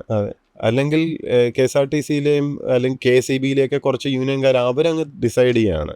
അതിനുശേഷം പിന്നെ നോ അപ്പീൽ, നോ ക്വസ്റ്റ്യൻ. ഇവരെ ആരെയും ഉപദ്രവിക്കാതെ തന്നെ ജനങ്ങൾക്ക് നല്ല സർവീസ് കൊടുക്കാം. ഇപ്പം നമ്മൾ KSRTCയെ സംരക്ഷിച്ചുകൊണ്ട് തന്നെ ജനങ്ങൾക്ക് കൂടുതൽ സർവീസ് കൊടുക്കണം തന്നെ. KCBയിൽ ആർക്കും ഒരു ഉപദ്രവം ഉണ്ടാവില്ല, മാന്യമായിട്ട് അവർക്ക് ശമ്പളം മേടിച്ച് ജീവിക്കാം. പക്ഷെ ആക്രാന്തം പാടില്ല. നമ്മൾ സാധാരണക്കാരന് ന്യായമായും കിട്ടേണ്ട ഫെസിലിറ്റീസ് പോലും ഞാൻ ഇല്ലാതാക്കിയിട്ട് എൻ്റെ യൂണിയൻ പ്രവർത്തനവും എൻ്റെ ഈ സൗകര്യങ്ങളും വർദ്ധിപ്പിക്കുമെന്ന് പറഞ്ഞാൽ അത് കുറച്ച് കടുപ്പമാണ്. സാധാരണക്കാർക്ക് ഫെസിലിറ്റി കിട്ടണമെന്ന്. ഇപ്പോൾ ഈ പറഞ്ഞ ഒരു കാര്യം നമുക്ക് ജനങ്ങൾക്ക് കൊടുക്കാതിരിക്കേണ്ട കാര്യങ്ങളല്ല, കിട്ടേണ്ടതാണ്, ന്യായമായിട്ടും കിട്ടേണ്ട കാര്യങ്ങളാണ്. ചിലവ് കുറഞ്ഞ ഇത് പവർ, ഇലക്ട്രിസിറ്റി എന്തുകൊണ്ടാണ് നമ്മുടെ ഇവിടെ മാത്രം ഇങ്ങനെ വർദ്ധിച്ചുകൊണ്ടിരിക്കുന്നത്? അൺബണ്ടിൽ ചെയ്യാത്ത എന്തുകൊണ്ടാണ്? നമ്മളിപ്പോഴും ട്രാൻസ്മിഷനും ഇത് പ്രൊഡക്ഷനും എല്ലാം കൂടെ മിക്സ് ചെയ്തിട്ടാണ് ഒറ്റ സ്ഥാപനമായിട്ടാണ് ഓടിക്കുന്നത്. ബാക്കി എല്ലായിടത്തും അൺബണ്ടിൽ ചെയ്താലേ നമുക്ക് കോമ്പറ്റീഷൻ കൊണ്ടുവരാൻ പറ്റൂ. ഇപ്പോൾ നമുക്ക് ഡിസ്ട്രിബ്യൂഷനകത്ത് സ്വകാര്യ മേഖല മറ്റ് സ്ഥലങ്ങളിലൊക്കെ വന്നു. ഡിസ്ട്രിബ്യൂഷനിൽ ശരിക്കും സ്വകാര്യ മേഖല വന്നാൽ എന്താ സത്യത്തിൽ കുഴപ്പം? ആർക്കാണ് കുഴപ്പം? അതെ, കോമ്പറ്റീഷൻ വരുന്നല്ലേ ഉള്ളൂ. കോമ്പറ്റീഷൻ വന്നു കഴിഞ്ഞാൽ എന്താ പ്രശ്നം? ബെറ്റർ സർവീസ് കിട്ടാൻ തുടങ്ങുന്നത്. നിങ്ങളിപ്പം ഒരു KCBയിൽ ഒരു കണക്ഷൻ ചോദിച്ചു കഴിഞ്ഞാൽ നിങ്ങൾ വിളിച്ച് പറയണം, പിന്നാലെ നടക്കണം. ഈ പണ്ട് BSNL മാത്രം ഉണ്ടായിരുന്ന സമയത്ത് BSNLന്റെ കണക്ഷൻ എടുക്കുന്നത് ഓർമ്മയുണ്ടല്ലോ. ഇന്ന് അങ്ങനെയാണോ? ഇന്ന് ഇത്രയും പ്ലെയേഴ്സ് ഓപ്ഷൻസും വന്നു കഴിഞ്ഞപ്പം വരുന്നു, അപ്പൊ തന്നെ വേണമെങ്കിൽ വീട്ടിൽ കൊണ്ടുതരും. ആ ലെവലിലേക്ക് കോമ്പറ്റീഷൻ വരുമ്പോൾ ബാങ്കിന്റെ കാര്യം അങ്ങനെ ആയിരുന്നല്ലോ. അതെ, SBT മാത്രം ഉണ്ടായിരുന്ന സമയത്ത് നിന്ന് എങ്ങനെ. പക്ഷേ യു നീഡ് ടു റെഗുലേറ്റ്. ഞാൻ പറഞ്ഞ ഇത് കയറൂരി വിടാൻ പറ്റില്ല. ഇവര് അവരുടെ പുറത്തുള്ള കൺട്രോള് അവര് നേരെ ചൊവ്വയാണ് നടക്കുന്നത് എന്നുള്ള ആ റെഗുലേറ്ററി ഫങ്ഷൻസിലാണ് സർക്കാർ കൂടുതൽ ശ്രദ്ധിക്കേണ്ടത്. പകരം ബിസിനസ് ചെയ്യുന്നതിലല്ല. ബിസിനസ് ചെയ്യാൻ സർക്കാരിനെ കൊണ്ട് കൊള്ളത്തില്ല, അവർക്ക് സർവീസ് തരാനും കൊള്ളത്തില്ല. അവരുടെ സ്ഥാപിത താല്പര്യങ്ങൾ ആ യൂണിയനും അവരവരൊക്കെ ഏറ്റെടുത്ത് കഴിഞ്ഞാൽ ജനങ്ങളുടെ കാര്യം പോക്കായിരിക്കും. അതുകൊണ്ട് ബസ് ഓടിക്കുന്നതല്ല നമ്മുടെ പണി, ബസ് നേരാമണ്ണം ഓടിക്കുന്നുണ്ടെന്ന് മേൽനോട്ടം വഹിക്കുന്നതാണ്. അത് റെഗുലേറ്റ് ചെയ്ത് നല്ല രീതിയിൽ കൊണ്ട് അതിന് നിയമങ്ങളുണ്ട്. ആ നിയമങ്ങൾ വീണ്ടും നമുക്ക് ബെറ്റർ പാസ്സാക്കാൻ പറ്റും. വേറെ എന്ത് റെഗുലേഷൻ വേണമെങ്കിലും കൊണ്ടുവരാം. പക്ഷെ അവന്റെ ബിസിനസ് കയറി കൈ കടത്തരുത്. അതെ, നമുക്ക് ഈ നമ്മുടെ ഇത്രയും കഴിവുള്ള കുട്ടികൾ എല്ലാ ഏത് മേഖല എടുത്താലും ഉണ്ട്. നമുക്കിത് ശരിക്കും അവരെ നമ്മൾ ഉപയോഗിച്ചാൽ തന്നെ കേരളത്തിന് വരുമാനം ഉണ്ടാക്കുകയും ചെയ്യാം, പുതിയ വ്യവസായങ്ങളോ. ഇപ്പം ഞാൻ പലപ്പോഴും ആലോചിക്കും, ഇപ്പോഴും നമുക്ക് ഫൈൻ ആർട്സ് കോളേജിൽ BFAയും MFA ഒക്കെ ഉണ്ട്. ഈ കുട്ടികൾ ഇവിടെ ഇപ്പം സ്കൾപ്ചർ ഓരോ സ്പെഷ്യലൈസേഷനുണ്ട്. ഇവരെന്ത് ചെയ്യുന്നതാണ്? പല മെഷീൻ ഉണ്ടാക്കി തരും ഒരു വിധപ്പെട്ട എല്ലാം. ഇവരെന്ത് ചെയ്യുന്നു? ഇവരിലൊക്കെ നല്ല പ്രോജക്ട്സ് ഉണ്ട്. ബയോടെക്നോളജി പഠിക്കുന്ന കുറച്ച് കുട്ടികളൊക്കെ ഉണ്ടായിരുന്നു. ഇവർ പറയുന്നു ഞങ്ങൾക്കിവിടെ ഫണ്ട് ചെയ്യാനില്ല. അവർ ഒരുപാട് അവരുടെ ഇൻവെൻഷൻസ് ഉണ്ട്, പക്ഷേ ഫണ്ട് ചെയ്യാൻ ആളില്ല. ഞങ്ങൾക്ക് എവിടെ പ്രസൻറ്റ് ചെയ്യണമെന്ന് അറിഞ്ഞുകൂടാ. അപ്പം ഇത് ഞാൻ ചെറിയൊരു കാര്യം പറഞ്ഞു. അതേപോലെ തന്നെ AIയിലും ITയിലും ഒക്കെയുള്ള സ്വന്തമായി കഴിവുള്ള ഒരുപാട് കുട്ടികളുണ്ട്. ഞാൻ എൻ്റെ ഫസ്റ്റ് എപ്പിസോഡ് ഇത് തുടങ്ങിയപ്പം ചെയ്തിരുന്നത് AI kid of India Raul Aju John എന്നൊരു പയ്യനാണ്, കൊച്ചിയിലുള്ളതാണ്. അപ്പോൾ ശരിക്കും അവൻ്റെ ഒരുപാട് അവൻ്റെ തന്നെ ഒരു കുറേ ചാറ്റ് ബോട്ടുകളും ഒരുപാട് കുട്ടികൾക്കുള്ള ബുക്കുകളുടെ ചാറ്റ് ബോട്ടുകളൊക്കെ ഉണ്ടാക്കി പൈസ ഉണ്ടാക്കുന്നുണ്ട്. ശരിക്കും നമുക്ക് ഇങ്ങനെയുള്ള ഐഡിയകൾ ഗവൺമെൻറ്റിൻ്റെ നേതൃത്വത്തിൽ കൊണ്ടുവരികയും ഇവർക്കൊരു ഇൻവെസ്റ്ററെ കണ്ടെത്തി കൊടുക്കാൻ പറ്റുന്ന രീതിയിൽ ഒരു പോയിൻ്റ് ഉണ്ടാക്കുക, ഒരു മീറ്റിംഗ് പോയിൻ്റ്. ഇപ്പോൾ ഒരു ബ്രെയിൻ സ്റ്റോമിങ് റൂം പോലെ ഉണ്ടാക്കുക, ഒരു ഐഡിയ വരിക. അതിനെ മെൻറ്റർഷിപ്പിന് വേണമെങ്കിൽ നമ്മളെ ഇവിടുന്ന് പോയ ബ്രെയിനുകളുണ്ടല്ലോ, ലോകം മുഴുവനുള്ള മലയാളി ഡയസ്പോരയുണ്ട്, ഇല്ല അതാത് സെഗ്മെൻറ്റിലുള്ളവരൊക്കെ. ഇപ്പോൾ IT നോക്കണമെങ്കിൽ മേൽനോട്ടം വഹിക്കണമെങ്കിൽ സിലിക്കൺ വാലിയിൽ നിന്ന് കിട്ടും. അവർ ഇപ്പോൾ ഒരു CMൻ്റെ ഒക്കെ നേതൃത്വം നടത്തി അവർ വന്ന് ഫ്രീ ആയിട്ട് തന്നെ അവർ വോളണ്ടിയറായിട്ട് സർവീസ് കൊടുക്കും. ഇങ്ങനെ കൊണ്ടുവരിക, അതിൽ നിന്ന് ഐഡിയ കണ്ടെത്തുകയും ഇൻവെസ്റ്റ് ചെയ്യാൻ റെഡിയായിട്ട് ഒരുപാട് പേരുണ്ട്. ഇപ്പോൾ എനിക്ക് തന്നെ അറിയാവുന്ന നമ്മുടെ കസ്റ്റമേഴ്സ് ഒരുപാട് പേര് നാട്ടിലിപ്പം ഭയങ്കര സാലറി കുറവാണല്ലോ ഗൾഫിലൊക്കെ. ഇപ്പം നാട്ടിൽ നല്ല ഇപ്പോൾ 5-6 കോടി 10 കോടിയൊക്കെ ഇവിടെ അക്കൗണ്ടിലുള്ളവരുണ്ട്. പക്ഷേ ഇവിടെ വന്ന് എങ്ങനെ ഇൻവെസ്റ്റ് ചെയ്യണം, എന്ത് ചെയ്യണമെന്ന് അറിഞ്ഞൂടാ. ഇവരെ യോജിപ്പിക്കാം. എനിക്ക് തോന്നുന്നു ഒരു 2 ലക്ഷം കോടിയിൽ പുറത്ത് വെറുതെ നമ്മുടെ NRI അക്കൗണ്ടിൽ തന്നെ കിടപ്പുണ്ട്. ഇതും യൂസ് ചെയ്യാൻ പറ്റും. ശരിക്കും ഇങ്ങനെയൊക്കെയുള്ള ഇനീഷ്യേറ്റീവ് ക്രിയേറ്റീവായിട്ടുള്ള എടുത്തോളൂ. ഇപ്പോൾ തന്നെ നോക്കുകയാണെങ്കിൽ കാർബൺ ക്രെഡിറ്റ്സ് റിലയൻസ് ചെയ്യുന്നുണ്ട്. നമുക്ക് ഇത്രയും മരങ്ങളും ഫോറസ്റ്റും ഉണ്ട്. ക്രെഡിറ്റ് സ്കോർ ഉണ്ടാക്കി അതിന് പൈസ കിട്ടും. നമ്മുടെ വീട്ടിലുള്ള മരങ്ങൾക്ക് പൈസ കിട്ടും. ബ്ലൂ എക്കോണമിയുടെ ഭാഗമായിട്ട് എനിക്ക് തോന്നുന്നു നമ്മുടെ വിഴിഞ്ഞം മുതൽ കൊല്ലം വരെ വീണ്ടു നിൽക്കുന്ന കടലിനടിയിൽ ഭയങ്കരമായിട്ട് ഉള്ള ഈ ആൽഗീസ് ശരിക്കും ഭയങ്കരമായിട്ടുള്ള മരുന്നുകളുടെ ആൻറ്റി ക്യാൻസറസ് ഡ്രഗ് വരെയുള്ള കണ്ടുപിടിച്ചിട്ടുണ്ട്. ശരിക്കും ഇതിന് നമുക്ക് ഹ്യൂമനോയിഡ്സ് ഉണ്ട്, ഇപ്പം AI ബേസ്ഡ് ആയിട്ടുള്ള, അതിന് പോയി കളക്ട് ചെയ്യാം. മനുഷ്യൻ പോയി കഴിഞ്ഞാൽ കോസ്റ്റിൻ്റെ ഒരു പ്രശ്നമുള്ളതുകൊണ്ട് കളക്ട് ചെയ്തിട്ട് ചെയ്യാൻ പറ്റും. ഇപ്പോൾ ഇന്നോവേറ്റീവായിട്ടുള്ള ഒരുപാട് ആശയങ്ങൾ. ഇത് ശരിക്കും ഇങ്ങനെ ഇതൊക്കെ നമുക്ക് മുന്നോട്ട് കൊണ്ടുവരാൻ, ഈ കുട്ടികളെയും കൂടെ ഉപയോഗിക്കാൻ, അല്ലെങ്കിൽ മലയാളി ഡയസ്പോര ഇവിടുന്ന് പോയവരെ ബ്രെയിൻ അവരവിടെ നിൽക്കട്ടെ. ഇപ്പം നമുക്ക് വീഡിയോ കോൺഫറൻസിങ്ങിലൂടെ അവരുമായിട്ട് ബന്ധപ്പെടാമല്ലോ. അല്ല, ഇതെല്ലാം സർക്കാരിൻ്റെ നേതൃത്വത്തിൽ ഇതെല്ലാം കോർഡിനേറ്റ് ചെയ്യണം എന്നാണ് പറയുന്നത്. അതെ. അല്ല, എൻ്റെ വിനീതമായ അഭിപ്രായം എന്ന് പറഞ്ഞാൽ ഗവൺമെൻറ് PPP മോഡലാക്കി ചെയ്യണമെന്നാണ്. അല്ല, ഞാൻ പറഞ്ഞ ഗവൺമെൻറ് ദയവ് ചെയ്ത് ഇതൊന്നും കയറി ഇതിലും കയറി ഇടപെടാതെ ഇരിക്കുക എന്നുള്ളതാണ്. നല്ല ഐഡിയാസും ഇതൊക്കെ it's a entrepreneurial thing. Leave it to them. പക്ഷേ ഇത് കോർഡിനേറ്റ് ചെയ്യാൻ ഒരാളില്ലാതെ ഇവരെ എങ്ങനെ മീറ്റ് ചെയ്യിപ്പിക്കും നമ്മൾ? അതാണ് ഞാൻ ചോദിക്കുന്നത്. അതൊക്കെ ചെയ്യാൻ ഇപ്പോൾ പ്രൈവറ്റ് സെക്ടറിന് അവർ നമ്മളെക്കാട്ടിലും നന്നായി കോൺഫറൻസുകൾ കണ്ടക്ട് ചെയ്യും. നമ്മൾ ശല്യം ചെയ്യാതിരിക്കുക. ഗവർണൻസ് പെർസ്പെക്റ്റീവിൽ ഞാൻ ഇപ്പം പറയാന്ന് വെച്ചാൽ നമ്മൾ അതിനുള്ളൊരു ആംബിയൻസും മൂടെങ്കിലും കൊടുക്കുക. നമ്മൾ വെറുതെ സമ്മിറ്റുകൾ നടത്തിയിട്ട് ഒന്നും സംഭവിക്കത്തില്ല. എക്സാക്ട്ലി. നമ്മൾ ഇത് ഗവൺമെന്റ് ചുമ്മാ ഒരെണ്ണം നടത്തിയാൽ it will become yet another summit. നമ്മളെ ഗവൺമെന്റാണ് ഇതെല്ലാം ചെയ്യുന്നതെന്ന് വരുത്തി തീർക്കാൻ വേണ്ടി ആണെങ്കിലും നല്ലതാണ്, ഒരു PR എക്സസൈസ് എന്നുള്ള നിലയ്ക്ക്. സത്യസന്ധമായിട്ട് പറഞ്ഞാൽ government the far away you are from government the more possibility that it will happen. കാര്യങ്ങൾ നടക്കാൻ വേണ്ടി ഗവൺമെന്റ് ഇതൊരു അല്ലെങ്കിൽ ഒരു ഇൻഡിവിജ്വൽ ആയിട്ടുള്ള ആൾക്കാരായി നിൽക്കും. ആരെങ്കിലും ഇങ്ങനെ ഞാൻ പറഞ്ഞ ഒരു സമ്മിറ്റിന്റെ അല്ല പറഞ്ഞത്, ശരിക്കും ഇനിഷ്യേറ്റീവ് എടുത്ത് ഫെസിലിറ്റേറ്റ് ചെയ്യാൻ വേണ്ടി ഗവൺമെന്റിന് വേണമെങ്കിൽ ഒരു ഇതൊക്കെ ചെയ്യാം. That I agree. അതൊക്കെ ഒരു എത്രയോ പ്ലാറ്റ്ഫോംസ് ഓൾറെഡി ഉള്ളതാണ്. ഏതെങ്കിലും ഒരു എക്സിസ്റ്റിംഗ് അല്ല. നമ്മൾ ഈ നമുക്കുടെ ഒരു വലിയൊരു ഒബ്സഷൻ വിത്ത് മലയാളീസ് നമുക്ക് തോന്നുന്നത് നമുക്ക് പരിപാടി ചടങ്ങ് ഉദ്ഘാടനം ഇതൊക്കെ ഒരു ഒബ്സഷനായിരിക്കുക. നമ്മൾ പുതിയ ഒരു സംഭവം ഉണ്ടാക്കുന്നു, പുതിയൊരു പ്ലാറ്റ്ഫോം. ഒന്ന് ആലോചിച്ചാൽ ശരിക്കും ലോകത്തുള്ള മലയാളി ഡയസ്പോറയെ പറ്റി, അവരെ ഒരുമിച്ച് കൊണ്ടുവരുന്നതിനെ പറ്റിയും അവരുടെ സ്കിൽസ്, അവരുടെ knowledge, especially academics, physical presence വേണം. അല്ല, നമ്മൾ അക്കാഡമിക്സിലും പല MNCസിലും ഒക്കെയുള്ള ഹയർ പൊസിഷൻസിലൊക്കെ ഇരിക്കുന്ന വളരെ സീനിയർ പ്രൊഫസേഴ്സ് പലരുമുണ്ട്, സയൻറ്റിസ്റ്റുകളുണ്ട്. അപ്പോൾ ഇവരൊക്കെ ഏകോപിപ്പിച്ചിട്ട് നമുക്ക് കേരളത്തിന് വേണ്ടി എന്ത് ചെയ്യാൻ പറ്റും എന്നുള്ള ഒരു തോട്ടിൽ നിന്ന് തുടങ്ങി, because I was part of that thought process.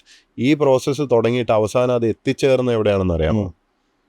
ഈ ഇന്ന് കാണുന്ന ഈ എന്ത് സഭയാണ്? ലോക കേരള സഭ എന്ന് പറഞ്ഞ എക്സാക്ട്ലി ദാറ്റ്സ് വാട്ട് ഹാപ്പനിങ്. ഞാൻ പറഞ്ഞാൽ അതിന് അവസാനം കുറേ ആൾക്കാർ വന്ന് ഒരുമിച്ചിരുന്ന് ഭക്ഷണം കഴിച്ച് പോവുകയും അവർ എഴുതുകയും അതിൽ തന്നെ വളരെ സീരിയസ് ആയിട്ട് വന്ന് സജഷൻസ് ഒക്കെ പറയുകയും ഒക്കെ ചെയ്യുന്ന ആൾക്കാരൊക്കെ ഉണ്ടോ. പക്ഷെ അൺഫോർച്ചുനേറ്റ്ലി അതിൽ എന്ത് റിസൾട്ടാണ് ഉണ്ടാകുന്നത് എന്നുള്ളതാണ് ഞാൻ പറഞ്ഞത്. ഇവിടുത്തെ കുട്ടികൾ അവർ വരിക എന്നുള്ളതല്ല, അവരുടെ സപ്പോർട്ട് മതി. ഇവിടുത്തെ കുട്ടികളുടെ ഐഡിയാസ് പല എല്ലാ ഫീൽഡിലും you have to think of academic institutions. ഇപ്പോൾ പല യൂണിവേഴ്സിറ്റീസിലും പോകുമ്പോൾ അവിടെയുള്ള ഐഡിയ ലാബ്സ്, ടിങ്കറിങ് ലാബ്സ്, ഇവിടെയൊക്കെ നോക്കി ഡിസ്കസ് ചെയ്യുമ്പോൾ കാണുന്നത് ബ്രില്യൻ്റ് ഐഡിയാസ്. അവിടെ ഈ അക്കാഡമിക് ഇൻസ്റ്റിറ്റ്യൂഷൻസിനാണ് ഇത് ശരിക്കും ലീഡ് ചെയ്യാൻ സാധിക്കുന്നത്. TKMൽ കണ്ടിട്ടുണ്ട്, അമൃതയിൽ കണ്ടിട്ടുണ്ട്, IIT മദ്രാസ് അവർക്ക് നല്ല ഒരു മെൻറ്ററിങ് സിസ്റ്റവും ഇതൊക്കെ ഉണ്ട്. വേറെയും ഹൈദരാബാദിലുള്ള യൂണിവേഴ്സിറ്റീസിൽ ഞാൻ കണ്ടിട്ടുണ്ട്, IIM അഹമ്മദാബാദിൽ ഞാൻ കണ്ടിട്ടുണ്ട്. ഇവിടെ എല്ലായിടത്തും അവർ ആ കുട്ടികളിൽ നിന്നുള്ള ഐഡിയാസ്, എസ്പെഷ്യലി ആന്ത്രപ്രനേറിയൽ വൈബുള്ള പിള്ളേരൊക്കെ അവരെ സപ്പോർട്ട് ചെയ്തൊക്കെ ചെയ്യുന്നുണ്ട്. നമ്മുടെ നാട്ടിൽ അക്കാഡമിക് ഇൻസ്റ്റിറ്റ്യൂഷൻസ് ഇത് ചെയ്യുന്നില്ല എന്നുള്ളതാണ് ഫാക്ട്. അതും ചെയ്യുന്നില്ല. അത് ചെയ്യാൻ അവിടെ നമ്മൾ കോർ ഇഷ്യൂ എന്ന് പറഞ്ഞു കഴിഞ്ഞാൽ ഗവേണൻസ് ഇഷ്യൂസ് തന്നെയാണ്. നമ്മൾ ഈ എന്താ പറയുക, കതിരിൽ വളം വയ്ക്കുന്ന പോലെയാണ്. നമ്മൾ ഈ അക്കാഡമിക് ആ ഒരു ഇൻസ്റ്റിറ്റ്യൂഷന് ആ ഒരു കൾച്ചറേ കൊടുത്തിട്ടില്ല. ആ കൾച്ചർ ഇല്ല. അവിടെ അടിയും പിടിയും ഗുണ്ടായസവും ഇതൊക്കെയാണ് നമ്മുടെ ഇവിടുത്തെ അക്കാഡമിക്സ് എന്നുള്ളൊരു പെർസെപ്ഷൻ ഉണ്ടാക്കിയതിന് ശേഷം നമ്മൾ അവസാനമായി നിങ്ങളുടെ ഐഡിയാസ് മാത്രം ശരിയാക്കാൻ സർക്കാർ വന്നിട്ട് പെട്ടെന്നൊരു ഇത് കൂട്ടിയാൽ ഇറ്റ് വിൽ നോട്ട് വർക്ക് അല്ലേ. നമ്മുടെ ആ ഒരു ആംബിയൻസും ഇക്കോസിസ്റ്റവും കൂടെ വരണം എന്നുണ്ടെങ്കിൽ കുറച്ചുകൂടെ പണിപ്പെടണം. എസ്പെഷ്യലി അക്കാഡമിക് ഇൻസ്റ്റിറ്റ്യൂഷൻസിൻ്റെ റിഫോം. അവിടെ ഇറ്റ്സ് ആക്ച്വലി ഹൈജാക്ഡ്. അവിടെയും ഒരു യൂണിയൻ ഹൈജാക്ക് നടന്നിരിക്കുകയാണ്. എന്തുകൊണ്ട് നമ്മുടെ ഇൻസ്റ്റിറ്റ്യൂഷൻസിന് വേണ്ടത്ര റിസർച്ച് പേപ്പേഴ്സ് വരുന്നില്ല? എന്തുകൊണ്ടാണ് UGC മാൻഡേറ്റ് പ്രകാരമുള്ള കാര്യങ്ങളൊന്നും നടക്കാത്തത്? ശമ്പളം മാത്രമേ വാങ്ങുന്നുള്ളൂ. എന്തുകൊണ്ടാണ് മറ്റു കാര്യങ്ങൾ അവിടെ നടക്കാത്തത്? ഇതാരാണ് ഡിസൈഡ് ചെയ്യുന്നത്? എന്തുകൊണ്ടാണ് എക്സലൻസ് വേണ്ട എന്ന് തീരുമാനിച്ചത്? എക്സലൻസ് വേണ്ട, നമുക്ക് ഈ ഒരു പാറ്റേണേജ് മതി എന്നുള്ള തീരുമാനം എങ്ങനെയാണ് വരുന്നത്? എന്തുകൊണ്ടാണ് ഈ ഇത്രയും ക്വാളിറ്റി കുറഞ്ഞ റിസർച്ച് ഡോക്യുമെൻറ്റ്സും PhDകളും ഒക്കെ അവാർഡ് ചെയ്യപ്പെടുന്നത്? ഇത് നമ്മുടെ റെപ്യൂട്ടേഷനാണ് പോകുന്നത്. നമ്മുടെ ഈവൻ മാർക്കുകൾ വാരിക്കോരി കൊടുക്കുന്നതും ഇപ്പം 10ൽ പോലും 10ലും 12ലും ഉള്ള നമ്മുടെ സിലബസിൽ പഠിച്ച കുട്ടികളുടെ മാർക്ക് വാരി കൊടുക്കും. നമ്മൾ വിചാരിക്കും എല്ലാം ഭയങ്കര നല്ലതാണ്, എല്ലാവർക്കും A+ എല്ലാം കൊടുത്തു കഴിഞ്ഞാൽ where is the incentive for someone who is actually putting in effort. ഈ ഡൽഹി യൂണിവേഴ്സിറ്റിയിൽ ഏതാനും വർഷങ്ങൾക്ക് മുമ്പ് അഡ്മിഷൻ നടന്നുകൊണ്ടിരുന്നത് +2 മാർക്കിൻ്റെ അടിസ്ഥാനത്തിലായിരുന്നു ഡൽഹി യൂണിവേഴ്സിറ്റിയിൽ. അപ്പോൾ ആ വർഷം നമ്മളിവിടെ വാരിക്കോരി മാർക്ക് കൊടുത്തതിൻ്റെ അടിസ്ഥാനത്തിൽ ഫുൾ മലയാളീസിന് അഡ്മിഷനായി അവിടെ ഡൽഹി യൂണിവേഴ്സിറ്റിയിൽ. അത് അവിടെ വലിയ വിവാദമായി. വിവാദം മാത്രമല്ല, നാണക്കേടുമായി. അതിൻ്റെ അടുത്ത വർഷം തൊട്ട് അവർ അവിടെ ഒരു എൻട്രൻസും ഇതൊക്കെ വെച്ചു. കാരണം അവർ തുറന്ന് പറഞ്ഞു. കാരണം CBSEയും ICSEയും ഒക്കെ പഠിച്ച് വരുന്ന അതുപോലെ മറ്റ് സംസ്ഥാനങ്ങളിൽ നിന്നുള്ള സ്റ്റേറ്റ് സിലബസ് പഠിച്ച് വരുന്നവരെ അപേക്ഷിച്ചിട്ട് നമ്മളിവിടെ കൊടുക്കുന്ന മാർക്ക് ശരിയല്ല, ഇവിടെ അമിതമായിട്ടാണ് വാരി കൊടുത്തതെന്ന് അവർ പറയാം. അത് ഒരു നാഷണൽ ലെവലിൽ ഡൽഹി യൂണിവേഴ്സിറ്റി, ഒന്നാമത് നമ്മളിവിടെ ഹയർ എഡ്യൂക്കേഷൻ ഇല്ലാത്തതുകൊണ്ടാണ് നമ്മുടെ പിള്ളേർ ഡൽഹി യൂണിവേഴ്സിറ്റിയിൽ നല്ല കോളേജിൽ പഠിക്കാൻ പോകുന്നത്. അവിടെ പോകുമ്പോൾ പോലും നമ്മളുടെ പേര് പോയി. വി ഡോണ്ട് റിയലൈസ് നമ്മുടെ റെപ്യൂട്ടേഷൻ നമ്മൾ നശിപ്പിച്ചുകൊണ്ടിരിക്കുകയാണെന്ന്. കേരളത്തിനകത്ത് ഇട്ടാവട്ടത്തിരുന്ന് നമ്മൾ അങ്ങോട്ടും ഇങ്ങോട്ടും ശബാശ പറഞ്ഞിട്ട് ആരെ പറ്റിക്കാനാണ്? You have to realise that there is a problem അല്ലേ. അപ്പോൾ ഈ പറഞ്ഞ ഐഡിയാസ് ആക്സെപ്റ്റ് ചെയ്യുന്നതും ഒക്കെ തന്നെ ആ ഒരു അക്കാഡമിക് ഇക്കോസിസ്റ്റത്തിനകത്ത് സ്വാഭാവികമായിട്ട് നടക്കേണ്ട കാര്യങ്ങൾ ആണ്. അത് നമ്മൾ അനുവദിക്കുന്നില്ല, ഇൻസെൻറ്റീവ് കൊടുക്കുന്നില്ല. ഒന്ന് ഈ ഐഡിയാസോ അല്ലെങ്കിൽ പുതിയ ഒരു കാര്യം ചെയ്യാനോ ശ്രമിക്കുന്ന ഒരാളെ പ്രോത്സാഹിപ്പിക്കുന്ന ഒരു കൾച്ചർ, ഈവൻ അതർവൈസ് നമ്മൾ കുറേ കാലമായിട്ട് വി ഹാവ് ലോസ്റ്റ് ദാറ്റ്. സ്കൂളിൽ ഒരു കുട്ടി ഒരു സംശയം ചോദിച്ചാൽ പോലും ടീച്ചേഴ്സ് അവനെ അടിച്ചിരുത്താനാണ് ശ്രമിക്കുക. അല്ലെങ്കിൽ ക്ലാസ്സിലൊരു തെറ്റായ ഉത്തരം പറഞ്ഞു കഴിഞ്ഞാൽ അവനെ ചിലപ്പോൾ ഇൻസൾട്ട് ചെയ്ത് കളയുന്ന ഒരു ഭയം. നമ്മൾ വളർന്നു വരുന്നത് അങ്ങനെയാണല്ലോ. നമ്മളെ ക്ലാസ്സിലൊന്നും അത്ര ആക്റ്റീവായിട്ട് സംസാരിക്കാനൊന്നും നമ്മളെ ആരും പ്രോത്സാഹിപ്പിക്കുന്നില്ല. ഇപ്പോൾ വടക്കേ ഇന്ത്യയിലുള്ള സ്കൂളുകളിലൊക്കെ പോയാൽ നേരെ തിരിച്ചാണ്. ഭയങ്കര ഒച്ചമുള്ള പിള്ളേരൊക്കെ ഭയങ്കര, അവർക്ക് അറിവില്ലെങ്കിലും ചിലപ്പോൾ ഭയങ്കര കോൺഫിഡൻ്റ് ആയിട്ട് വിളിച്ചു പോകും. ഇത് നമ്മൾ ഇപ്പോൾ UPSC ഒക്കെ കഴിഞ്ഞ് നമ്മൾ അക്കാഡമിയിൽ അവിടേക്ക് എത്തുമ്പോൾ നമുക്ക് ശരിക്കും ഫീൽ ചെയ്യും. നമുക്ക് ഒരു കാര്യം അറിയാമെങ്കിലും നമ്മൾ ക്ലാസ്സിൽ സെഷനിൽ ട്രെയിനിങ്ങിലായിട്ട് നമ്മൾ മിണ്ടാതിരിക്കും. മറ്റുള്ളവർ എടുത്തു ചാടി പറയും. ചിലപ്പോൾ തെറ്റാണെങ്കിൽ അവർ they have the confidence to try and ആ റിസ്ക് എടുക്കാൻ അവർക്ക് വലിയ മടിയില്ല. നമ്മളിവിടെ ആന്ത്രപ്രനർഷിപ്പ് വരാത്തതിൻ്റെ ഒരു കാരണവും ഈ റിസ്ക് എടുക്കാൻ തീരെ പഠിപ്പിക്കുന്നില്ലല്ലോ. ആൻഡ് കൾച്ചറലി നമ്മൾ ശരിക്കും നല്ല ട്രേഡിങ്ങും നല്ല ബിസിനസ്സും നമ്മൾ ഇന്നൊവേഷനും ഒക്കെ ഉള്ള ഒരു സമൂഹമായിരുന്നു. ഓവർ ടൈം എനിക്ക് തോന്നുന്നു നമ്മൾ ഒരു ക്ലറിക്കൽ മൈൻഡിലേക്ക് മാത്രം, നമ്മൾ ഈ തത്തമ്മ പൂച്ച ലെവലിലേക്ക് മാത്രമായിട്ട് നമ്മളെ ചുരുക്കിക്കളഞ്ഞു എന്ന് തോന്നുന്നു. ആ ഒരു എഡ്യൂക്കേഷൻ സിസ്റ്റം ഓവർ ഇയേഴ്സ്, പണ്ട് അങ്ങനെയല്ല, ഇറ്റ് ഹാസ് ഡിറ്റീറിയേറ്റഡ്. അപ്പോൾ വീണ്ടും coming back to the point that നമ്മൾ ഈ ഡിറ്റീറിയേഷൻ അംഗീകരിച്ചെങ്കിലല്ലേ നമുക്കത് കറക്റ്റ് ചെയ്യാൻ പറ്റത്തുള്ളൂ. അത് നമ്മൾ അംഗീകരിക്കുന്നില്ല എന്നുള്ളതാണ്. അല്ല, നമ്മൾ ആദ്യം ഒരു പ്രോബ്ലം ഉണ്ടെന്ന് കണ്ടെത്തിയാൽ അത് സോൾവ് ചെയ്യാൻ വേണ്ടി പറ്റും. അല്ലാതെ നമ്മളെല്ലാം ഓക്കെ ആണെന്ന് പറഞ്ഞിരുന്നാൽ ഉണ്ടാവില്ല. ഞാൻ വേറെ കാര്യം ചോദിച്ചിട്ട്, ഇപ്പം ഒരു പക്ഷേ കോഴിക്കോട് ഇരുന്നപ്പോഴായിരിക്കും ഏറ്റവും ക്രിയേറ്റീവ് എന്ന് പറഞ്ഞാൽ ജനങ്ങളുടെ ഇടയിൽ എത്തിയതും, അല്ലെങ്കിൽ ചിലപ്പം പേഴ്സണലി സാറ്റിസ്ഫാക്ഷൻ ഉണ്ടായ ഒരുപാട് പ്രോജക്റ്റ് ഉണ്ടായിരുന്നു, പ്രത്യേകിച്ച് ആ ഫുഡ് കൊടുക്കുന്ന. ശരിക്കും ഇതുവരെയുള്ള സർവീസിൽ ഏറ്റവും, കാരണം നമ്മൾ കൂടുതലും ജനങ്ങളിലേക്ക് എത്തുന്ന എന്തെങ്കിലും ചെയ്യുമ്പോഴായിരിക്കുമല്ലോ നമുക്കല്ലേ ഒരു ഏറ്റവും സാറ്റിസ്ഫാക്ഷൻ കിട്ടുക. ഏറ്റവും എനിക്ക് നന്നായി ചെയ്യാൻ പറ്റിയെന്ന് തോന്നിയ ഏറ്റവും സാറ്റിസ്ഫാക്ഷൻ ഉണ്ടായ ഒരു തീരുമാനം അല്ലെങ്കിൽ ഒരു പ്രോജക്റ്റ്? കുറേ കാര്യങ്ങൾ നമുക്ക് സാറ്റിസ്ഫാക്ഷൻ തോന്നുന്ന എത്രയോ കാര്യങ്ങൾ ഡെയിലി തിങ്. പക്ഷേ ഈ കളക്ടർഷിപ്പ് അല്ല കേട്ടോ ഹൈ. കാരണം കളക്ടർഷിപ്പ് പബ്ലിക്കിന് കൂടുതൽ അറിയാമെന്നുള്ളത് മാത്രമേ ഉള്ളൂ. സബ് കളക്ടറായിട്ട് വയനാട് ജോലി ചെയ്തിരുന്ന പീരീഡൊക്കെ എനിക്ക് വളരെയധികം സാറ്റിസ്ഫാക്ഷൻ തോന്നിയ പീരീഡാണ്. എസ്പെഷ്യലി ആ ട്രൈബൽ സെക്ടറിലൊക്കെ ഉള്ള അവിടെ എന്നൂര് എന്ന് പറഞ്ഞ പ്രോജക്റ്റ് തുടങ്ങിയതായാലും, അല്ലെങ്കിൽ പ്രിയദർശിനി എന്ന് പറഞ്ഞ ഒരു എസ്റ്റേറ്റ് ഉണ്ട്, അത് ഹെവി ലോസിലുണ്ടായിരുന്നു. We could turn it around. ഒരു ടീം നല്ല രസമായിട്ട് അത് ചെയ്യാൻ പറ്റി. അപ്പോൾ അതൊക്കെയാണ് എനിക്ക് പണ്ട് കാലത്തെ ഒരു നൊസ്റ്റാൾജിക് ഇത് തോന്നുക. പിന്നെ ഓഫ് ലൈറ്റ് റീസെൻ്റ്ലി ഇപ്പോൾ എനിക്ക് everywhere the something which you feel okay, ഒരു reasonably something you have done എന്നുള്ളത് നമുക്കൊരു സംതൃപ്തിക്ക് എല്ലാ ദിവസവും ഒരു സാറ്റിസ്ഫാക്ഷൻ. പിന്നീട് SC/ST ഡിപ്പാർട്ട്മെൻറ്റിൽ സ്പെഷ്യൽ സെക്രട്ടറി ആവുന്ന സമയത്ത് അവിടെയാണ് ഈ സ്കോളർഷിപ്സ് ഒക്കെ തുടങ്ങാൻ പറ്റി. ഉന്നതി സ്കോളർഷിപ്സ് കുട്ടികൾക്ക് വിദേശത്ത് പഠിക്കാൻ വേണ്ടി. ഇപ്പം SC/ST കമ്മ്യൂണിറ്റിയിൽ നിന്നുള്ള കുട്ടികളെ 310 കുട്ടികളെ നമ്മൾ വിദേശത്ത് പഠിക്കാൻ എല്ലാ വർഷവും അയക്കുന്നത്, 25 ലക്ഷം രൂപ വെച്ചിട്ടുള്ള. അപ്പോൾ ആ സ്കീം എഴുതി ഉണ്ടാക്കി തയ്യാറാക്കി അത് മുഴുവനും ചെയ്തത് ആ സമയത്ത് ഒരു ടീമൊക്കെ ഉണ്ടാക്കി. അത് ഒരു 2-3 മാസം പണിയെടുത്തെങ്കിലും ഭയങ്കര സാറ്റിസ്ഫാക്ഷൻ കിട്ടുന്ന ഒരു സംഭവമായിരുന്നു. കാരണം ഇത്രയും കുട്ടികൾ essentially U are creating that many NRIs from that community. അപ്പോൾ ബാക്കി രക്ഷപ്പെട്ട കമ്മ്യൂണിറ്റീസൊക്കെ നോക്കിയാൽ അറിയാം, എല്ലായിടത്തും NRIസും റെമിറ്റൻസും ആണ് എല്ലാവരെയും രക്ഷപ്പെടുത്തിയിരിക്കുന്നത്. അപ്പോൾ ഈ കമ്മ്യൂണിറ്റീസിൽ ശരിക്കും NRIs ഇല്ല. അപ്പോൾ നമുക്ക് ഈ പ്രോസസ്സിലൂടെ ഇവർ അവിടെ പഠിക്കുന്നു, അവരുടെ അടുത്ത ഫ്രണ്ട്സ് അവരൊക്കെ വീണ്ടും പോകുന്നു, ബന്ധുക്കൾ പോകുന്നു. അപ്പോൾ ഒരു 3-4-5 കൊല്ലം കഴിയുമ്പം ഇവരൊക്കെ ഇവരുടെ ജീവിതത്തിൽ ഒരു മാറ്റം വരും എന്നുള്ളതാണ് നമ്മുടെ പ്രതീക്ഷ. അപ്പോൾ that gives a lot of hope. അതും ചെറിയ നമ്പറുമല്ലല്ലോ, 310 കുട്ടികളെ എല്ലാ വർഷവും അയക്കുക എന്ന് പറഞ്ഞാൽ അതും എൻഡ് ടു എൻഡ് അവരുടെ സേഫ്റ്റിയൊക്കെ നോക്കി അവിടെ ലാൻഡ് ചെയ്യുമ്പം പിക്ക് ചെയ്യാനുള്ള വണ്ടി തൊട്ട് അവർക്ക് ലീഗൽ സപ്പോർട്ട്, മെഡിക്കൽ ഇൻഷുറൻസ്, ഇതെല്ലാം പ്ലാൻ ചെയ്തു. ഒഡപ്പെക്കുമായിട്ട്, അന്ന് ഒഡപ്പെക്കിൻ്റെ MD അനൂപായിരുന്നു. He was really good. കുറേ സപ്പോർട്ട് ചെയ്തിരുന്നു നമുക്കത് പ്ലാൻ ഡിവൈസ് ചെയ്യാനും മറ്റുമൊക്കെ. കൗൺസിലിംഗ്, ഈ കുട്ടികളുടെ അച്ഛനമ്മമാർക്ക് തൊട്ട് നമ്മൾ കൗൺസിൽ ചെയ്ത് അങ്ങനെ ഒരു സ്ട്രക്ചേർഡ് പ്രോഗ്രാമാണ്. അതും അവരുടെ എന്താ പറയുക, ആത്മാഭിമാനത്തോടെ പോകാൻ പറ്റുന്ന രീതിയിൽ. അല്ലാതെ ഇങ്ങനെ ഒരു അഡ്മിഷൻ കിട്ടി എന്നെ ഒന്ന് അയക്കാമോ എന്ന് പറഞ്ഞ് ഫയൽ അയച്ച് ഓരോരോ അങ്ങനല്ല, നമ്മൾ സിസ്റ്റമാറ്റിക്കായിട്ട് ചെയ്ത. That was something that I found very interesting. അതുപോലെ അഗ്രികൾച്ചറിൽ തരിശായി കിടക്കുന്ന 1 ലക്ഷത്തിലധികം ഭൂമി സർക്കാരിൻ്റെ തന്നെ കിടപ്പുണ്ട്. ഇതൊക്കെ കൊളേറ്റ് ചെയ്ത് ഈ കൃഷി ചെയ്യാൻ താല്പര്യമുള്ള യങ്ങർ ജനറേഷനിലുള്ള ആൾക്കാർ, അവർക്ക് ഭൂമിയില്ല ആക്ച്വലി കൃഷി ചെയ്യാൻ. അപ്പോൾ അത് മാച്ച് ചെയ്ത് കൊടുക്കുന്ന ഒരു അഗ്രിഗേഷൻ മോഡലിലുള്ളൊരു സംഭവം നവോധൻ എന്ന് പറഞ്ഞൊരു പ്രോഗ്രാം ഉണ്ട്. അപ്പോൾ അതിലൊരു 4000 ഏക്കർ ഇപ്പം പണി നടന്നുകൊണ്ടിരിക്കുന്നുണ്ട്. 200ഓളം കർഷകർ, യങ് ആന്ത്രപ്രനേഴ്സ്, ഈ ഹൈ വാല്യൂ ക്രോപ്സിലേക്ക് പോകാനുള്ള ഒരു ഓപ്പർച്യൂണിറ്റി കൊടുത്തുകൊണ്ടുള്ള ഇതാണ്. ഹൈ വാല്യൂ ക്രോപ്സിലേക്ക് മൂവ് ചെയ്താൽ ശരിക്കും കൃഷി ലാഭമാണ്, ഭയങ്കര ലാഭമാണ്.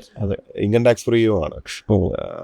അപ്പോൾ അതിലേക്ക് ഉള്ള ഒരു വഴിമരുന്നിടാൻ പറ്റി എന്നുള്ള അങ്ങനെയൊക്കെ. അപ്പോൾ വേറെ ഒരു സിറ്റി, ഈവൻ ഞാൻ ഇപ്പോൾ പറഞ്ഞാൽ ബെവ്കോലിരിക്കുമ്പോൾ പോലും you have something to do. ബെവ്കോലിരിക്കുന്ന സമയത്താണ് ഈ POS മെഷീൻസ് ഇൻട്രൊഡ്യൂസ് ചെയ്യുന്നത്.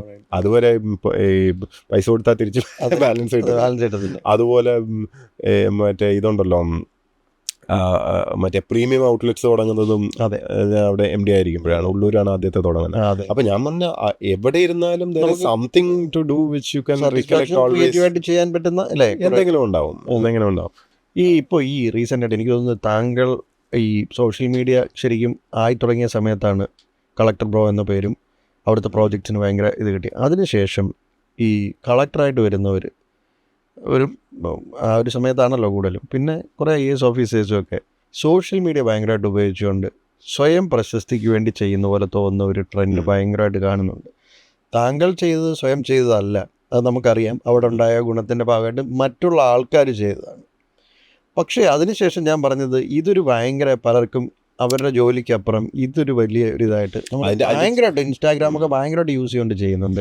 അതിൻ്റെ ചീത്തപ്പേര് എനിക്കായിട്ടാണ്. കാരണം എൻ്റെ അടുത്ത് നിന്ന് തമാശയ്ക്ക് സീനിയേഴ്സ്, നമ്മൾ നല്ല ഫ്രണ്ട്സ് തന്നെ, അവർ പറയും നീ ഇവരെയൊക്കെ വഷളാക്കി എന്ന് പറയും. അപ്പം ഞാൻ തന്നെ പറഞ്ഞു ഞാൻ എന്ത് വഷളാക്കി. ഞാൻ 2015 സോഷ്യൽ മീഡിയ ഗവർണൻസിന് തീരെ യൂസ് ചെയ്യാത്ത സമയം, ഞാനന്ന് നോക്കുന്ന എസ്റ്റോണിയയിലും അവിടെ ഇവിടെയൊക്കെ ഇത് യൂസ് ചെയ്യുന്നത് കണ്ടിട്ടാണ്. ഞാൻ നോക്കുമ്പോൾ ഇവിടെ തീരെ ഇല്ല. അപ്പോൾ ഞാൻ കളക്ടറായിട്ട് ജോയിൻ ചെയ്യുന്ന അന്ന് എന്നെ ഫേസ്ബുക്ക് പേജ് ആക്റ്റീവ് ആക്കുകയും ഞാൻ തന്നെ ഹാൻഡ്സ് ഓൺ യൂസ് ചെയ്യുകയായിരുന്നു. അതിൽ തന്നെ ആസ് എ പ്രിൻസിപ്പിൾ ഞാൻ എടുത്തിരുന്ന സ്റ്റാൻഡ് എന്ന് പറഞ്ഞാൽ എൻ്റെ പടം, എൻ്റെ തല, എൻ്റെ ഫിഗർ, എൻ്റെ ഇത് ഒന്നും അതിനകത്ത് ഇല്ല. ആകെ DP മാത്രമേ ഉണ്ടാവുള്ളൂ. അല്ലാതെ ഞാൻ ഉദ്ഘാടനം ചെയ്ത പടങ്ങളോ ഞാൻ നടക്കുന്നതോ ചാടുന്നതോ ഓടുന്നതോ ഇതൊന്നും അതിനകത്ത് എവിടെയും ഇല്ല. എന്ന് മാത്രമല്ല പബ്ലിക് ഗ്രീവൻസ് ആയിരുന്നു നമ്മൾ മെയിൻലി ചെയ്തുകൊണ്ടിരുന്നത്. മെസ്സഞ്ചറിൽ വരുന്നതും അതുപോലെ നമ്മൾ എന്തെങ്കിലും പോസ്റ്റ് ഇടുന്നുണ്ടെങ്കിൽ തന്നെ ഡൈനമിക് ആയിട്ടുള്ളതാണ്. എന്തെങ്കിലും ആവശ്യം ഉണ്ടെങ്കിൽ ഇപ്പോൾ പബ്ലിക്കിൽ നിന്ന് എന്തെങ്കിലും കോൺട്രിബ്യൂഷൻ വേണമെങ്കിൽ അല്ലെങ്കിൽ പബ്ലിക്കിൻ്റെ എന്തെങ്കിലും സജഷൻ ആവശ്യമുണ്ടെങ്കിലാണ് നമ്മൾ പോസ്റ്റുകൾ എടുത്ത് ആ കാലഘട്ടത്തിലുള്ള പോസ്റ്റുകൾ എടുത്ത് പരിശോധിച്ചാൽ അറിയാം. ഒന്നിലും നമ്മൾ ഇവിടെ ഇന്നത് നടന്നു എന്നോ അല്ലെങ്കിൽ ഒരു ക്ലെയിം കൺവേ ചെയ്യാനോ അല്ലെങ്കിൽ ഉദ്ഘാടനം അങ്ങനത്തെ സാധനങ്ങളൊന്നും ഒറ്റ പോസ്റ്റ് പോലും ഇടാറില്ലായിരുന്നു. അപ്പോൾ പബ്ലിക് ഗ്രീവൻസിൻ്റെത് കമൻറ്റുകളോ മെസ്സേജോ വന്നു കഴിഞ്ഞിട്ടുണ്ടെങ്കിൽ ഞാനതപ്പോൾ തന്നെ എൻ്റെ വാട്സാപ്പിലൊരു ഗ്രൂപ്പ് ഉണ്ടാക്കിയിട്ടുണ്ട്. അപ്പോൾ അതിലേക്ക് ഇടുകയും നമ്മൾ കളക്ടറേറ്റിലെ സ്റ്റാഫ് എല്ലാവരും അതിനകത്ത് ഇട്ടിട്ടുണ്ട് പബ്ലിക് ഗ്രീവൻസ് റിലേറ്റഡ്. അപ്പോൾ ഇവർ അപ്പോൾ തന്നെ നോക്കി result whatever we can convey. That was a model we followed. നമുക്ക് ഭയങ്കര സാറ്റിസ്ഫാക്ഷനുമായിരുന്നു. എനിക്ക് ഇന്ന് ഓർമ്മയുണ്ട് തുടങ്ങിയ സമയത്ത് ആൾക്കാർക്ക് ഇതിലൂടെ അങ്ങനെ പ്രശ്നം പരിഹരിക്കുന്നു വലിയ കോൺഫിഡൻസ് ഒന്നുമില്ല.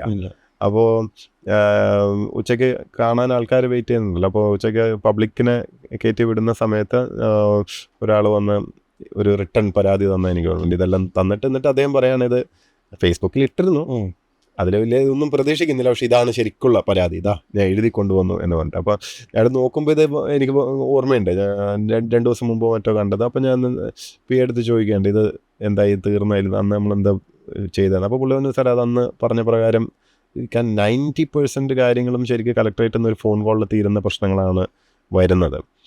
കളക്ടർ അവിടെ നിന്ന് വിളിച്ച് പറയുമ്പോഴേക്കും വെള്ളത്തിൻ്റെ പ്രശ്നം മറ്റേന്ന് മറിച്ച് ഒന്ന് അപ്പോൾ തന്നെ അവർ എന്തെങ്കിലും ഇടപെട്ട് സോൾവ് ചെയ്തോളും.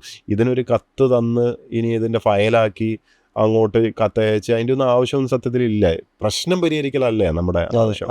അപ്പോൾ ഇത് പ്രശ്നം തീർന്നു എന്ന് മനസ്സിലായി. അപ്പോൾ തന്നെ അന്നേരം പുള്ളിക്ക് തിരിച്ചു കൊടുത്തിട്ട്, ചേട്ടാ ഇത് സംഭവം ആക്ച്വലി കഴിഞ്ഞിട്ടുണ്ട്, നിങ്ങൾ പറഞ്ഞ പ്രകാരം ഓൾറെഡി ഇൻസ്ട്രക്ഷനും പോയിട്ടുണ്ട്, ഇതാണ് അവസ്ഥ, സംഭവം ഓക്കെ ആയിട്ടുണ്ട് എന്ന് അറിയുക. അപ്പോൾ പുള്ളി ഇങ്ങനെ ആകെ അന്തം വിട്ട ഫേസ്ബുക്കിൽ ആ മെസ്സേജിൻ്റെ പുറത്ത് നടപടി എടുത്തു എന്ന് പറയുമ്പോൾ ഞാൻ ആഗ്രഹിക്കുന്നതും ആസ് എ സിറ്റിസൺ, ഒരു പൗരൻ എന്നുള്ള നിലയ്ക്ക് അതാണ്. ഞാൻ അപ്പുറത്തെ സൈഡിൽ നിൽക്കുകയാണെങ്കിൽ എനിക്കും ആഗ്രഹം അതാണ്. ഞാൻ എന്തിനാണ് ഇതൊക്കെ എഴുതി പിടിച്ച് ഒരു ദിവസം കളക്ടർ കാണാനോ ആരെയും കാണാൻ വേണ്ടി ഞാൻ ഇതിന് പോകണം. ഞാൻ ഒരു മെസ്സേജ് അയച്ചാൽ പോരെ, ഒരു മെസ്സേജ് അയച്ചാൽ അതിൻ്റെ പ്രശ്നം തീരണ്ടേ? അത്രയല്ലേ, that is how governance should be. അപ്പോൾ സോഷ്യൽ മീഡിയ തരുന്ന സാധ്യത അതാണ്. കാരണം ഇറ്റ് ഈസ് ഇൻറ്ററാക്റ്റീവ്, ഒരു ഡൈനമിക് പ്ലാറ്റ്ഫോമാണ്. ഇപ്പം താങ്കളിപ്പോൾ ചോദിച്ച മാതിരി ഇന്നത്തെ ഇതെന്ന് പറഞ്ഞാൽ ഇന്നിപ്പോൾ എല്ലാവരും അന്ന് മുഖ്യമന്ത്രിക്കോ മന്ത്രിക്കോ SP-ക്കോ കളക്ടർക്കോ ഒന്നും പേജൊന്നും ഇല്ല, സോഷ്യൽ മീഡിയ ഒന്നുമില്ല. ഇന്ന് ഈ പറഞ്ഞ എല്ലാവർക്കും ഉണ്ട്. പക്ഷേ ഈ പറഞ്ഞ എല്ലാ പേജും എടുത്ത് നോക്കും, എല്ലാത്തിൻ്റെ സ്വഭാവം ഒന്നാണ്. എന്താണ് ഇത്? It's A PRD character. അതായത് PRD ട്രെയിൻ ചെയ്ത് അവിടുത്തെ ഡിപ്പാർട്ട്മെൻറ്റിൽ ഇത് കൈകാര്യം ചെയ്യാൻ കുറേ പേരൊക്കെ വെച്ചു, അങ്ങനെ ഇങ്ങനെ ഇതൊക്കെ ആക്കി അതിൻ്റെ ആ ഒറിജിനാലിറ്റി പോയി. ഇതിപ്പം ഈ സോഷ്യൽ മീഡിയ പേജ് ഹാൻഡിൽ ചെയ്യുന്ന ആൾക്കാർ ഹാൻഡിൽ ചെയ്യുന്ന പോലെ ഇറ്റ്സ് നോട്ട് ഓർഗാനിക്. ഒരു ആർട്ടിഫിഷ്യാലിറ്റിയുടെ ഒരു സംഭവം വന്നു. രണ്ട് പ്രശ്നം പരിഹരിക്കാൻ വേണ്ടിയോ പബ്ലിക്കിന് വേണ്ടിയോ അല്ല എന്നുള്ളതും സത്യസന്ധമായിട്ട് സമ്മതിച്ചേ പറ്റുള്ളൂ. കാരണം ഇറ്റ്സ് ഓൺലി ബ്രോഡ്കാസ്റ്റിംഗ്. അതായത് നിങ്ങൾ പറയുന്നത് എന്താണെന്ന് കേൾക്കാനല്ല, ഞാൻ അങ്ങോട്ടേക്ക് പറഞ്ഞുകൊണ്ടിരിക്കും. ഞാനിത് ഉദ്ഘാടനം ചെയ്തു, ഞാനിത് ചെയ്തു, ഞാൻ അവിടെ പോയി, ഞാൻ മറ്റേത് ചെയ്തു. ഇത് you are saying everything about your self. അതിനു വേണ്ടി അല്ലല്ലോ ഈ പേജ്. ഈ പേജ് എന്തിനു വേണ്ടിയാണ്? ജനങ്ങളുമായിട്ട് ഡൈനമിക്കായിട്ട് ഇൻട്രാക്ട് ചെയ്യാൻ, അവരുടെ പ്രശ്നം പരിഹരിക്കാൻ വേണ്ടി. Just look around. ഇന്ന് നമ്മൾ കാണുന്ന മുഖ്യമന്ത്രിയുടെ പേജോ ഏതെങ്കിലും ഒരു മന്ത്രിയുടെ പേജോ ഏതെങ്കിലും കളക്ടറുടെയോ SP-യുടെയോ പേജിൽ നിങ്ങൾക്കൊരു പരാതി പറഞ്ഞിട്ട് ആ പരാതിയുടെ ഫോളോ അപ്പ് തീർത്ത് തരുന്ന ഏത് പേജിലുണ്ട്? അതെനിക്ക് വിഷമമുണ്ട്. കാരണം ഇത് ഒരു തവണ കൃത്യമായിട്ട് ചെയ്ത് കാണിച്ചതാണ്. അതിൽ നിന്ന് തീർച്ചയായിട്ടും നമുക്ക് കോപ്പി ചെയ്യാം, അതിൽ നിന്ന് ആശയം എടുത്തിട്ട് എത്ര പേർക്ക് വേണമെങ്കിലും പക്ഷേ എന്തുകൊണ്ട് ആ ഭാഗം മാത്രം ആരും എടുത്തില്ല എന്നുള്ളതാണ്. പകരം സോഷ്യൽ മീഡിയ ഉപയോഗിക്കണം എന്നുള്ളത് മാത്രം എടുത്തു. അവിടെ എന്നിട്ട് പിന്നെ വേറെ എന്തൊക്കെ പ്രവർത്തനങ്ങൾ കാണിക്കാം എല്ലാം ചെയ്യുന്നു. അത് എനിക്ക് സത്യം പറഞ്ഞാൽ വിഷമമുണ്ട്. കാരണം ഇതിന് ശേഷം മസൂറി അക്കാഡമിയിൽ എത്രയോ തവണ ഞാൻ സെഷൻസ് എടുക്കാൻ പോയിട്ടുണ്ട്, സോഷ്യൽ മീഡിയ എങ്ങനെ ഗവേണൻസിൽ ഉപയോഗിക്കാം അങ്ങനെ ഇങ്ങനെയെന്നൊക്കെ. അപ്പോൾ നമ്മുടെ ജൂനിയർ കുട്ടികളാണ്. അപ്പോൾ ഇവരുടെ അടുത്തുമൊക്കെ ഞാൻ പറഞ്ഞുകൊണ്ടിരുന്ന ഒരേ കാര്യം ഇതാണിത്. Don't make it a tool for your self promotion. നിങ്ങളുടെ ഫോട്ടോയും നിങ്ങളുടെ വീഡിയോയും നിങ്ങളുടെ ഇത് ഇടാനുള്ളൊരു അത് നിങ്ങളുടെ പ്രൈവറ്റ് ഇതിലിട്ടോളൂ, അതെ നിങ്ങളുടെ പ്രൈവറ്റ് അക്കൗണ്ടിലിട്ടോളൂ. പക്ഷേ ഒഫീഷ്യൽ പേജ് ഉപയോഗിക്കേണ്ടത് നിങ്ങൾ ഡൈനമിക് ആയിട്ടാണ്. നിങ്ങളുടെ പ്രശ്നം, സാധാരണക്കാരൻ്റെ പ്രശ്നം പരിഹരിക്കാനുള്ള ഇതുപോലൊരു ഗംഭീര പ്ലാറ്റ്ഫോം വേറെ ഇല്ല. അതെ ഗംഭീര പ്ലാറ്റ്ഫോമാണ്.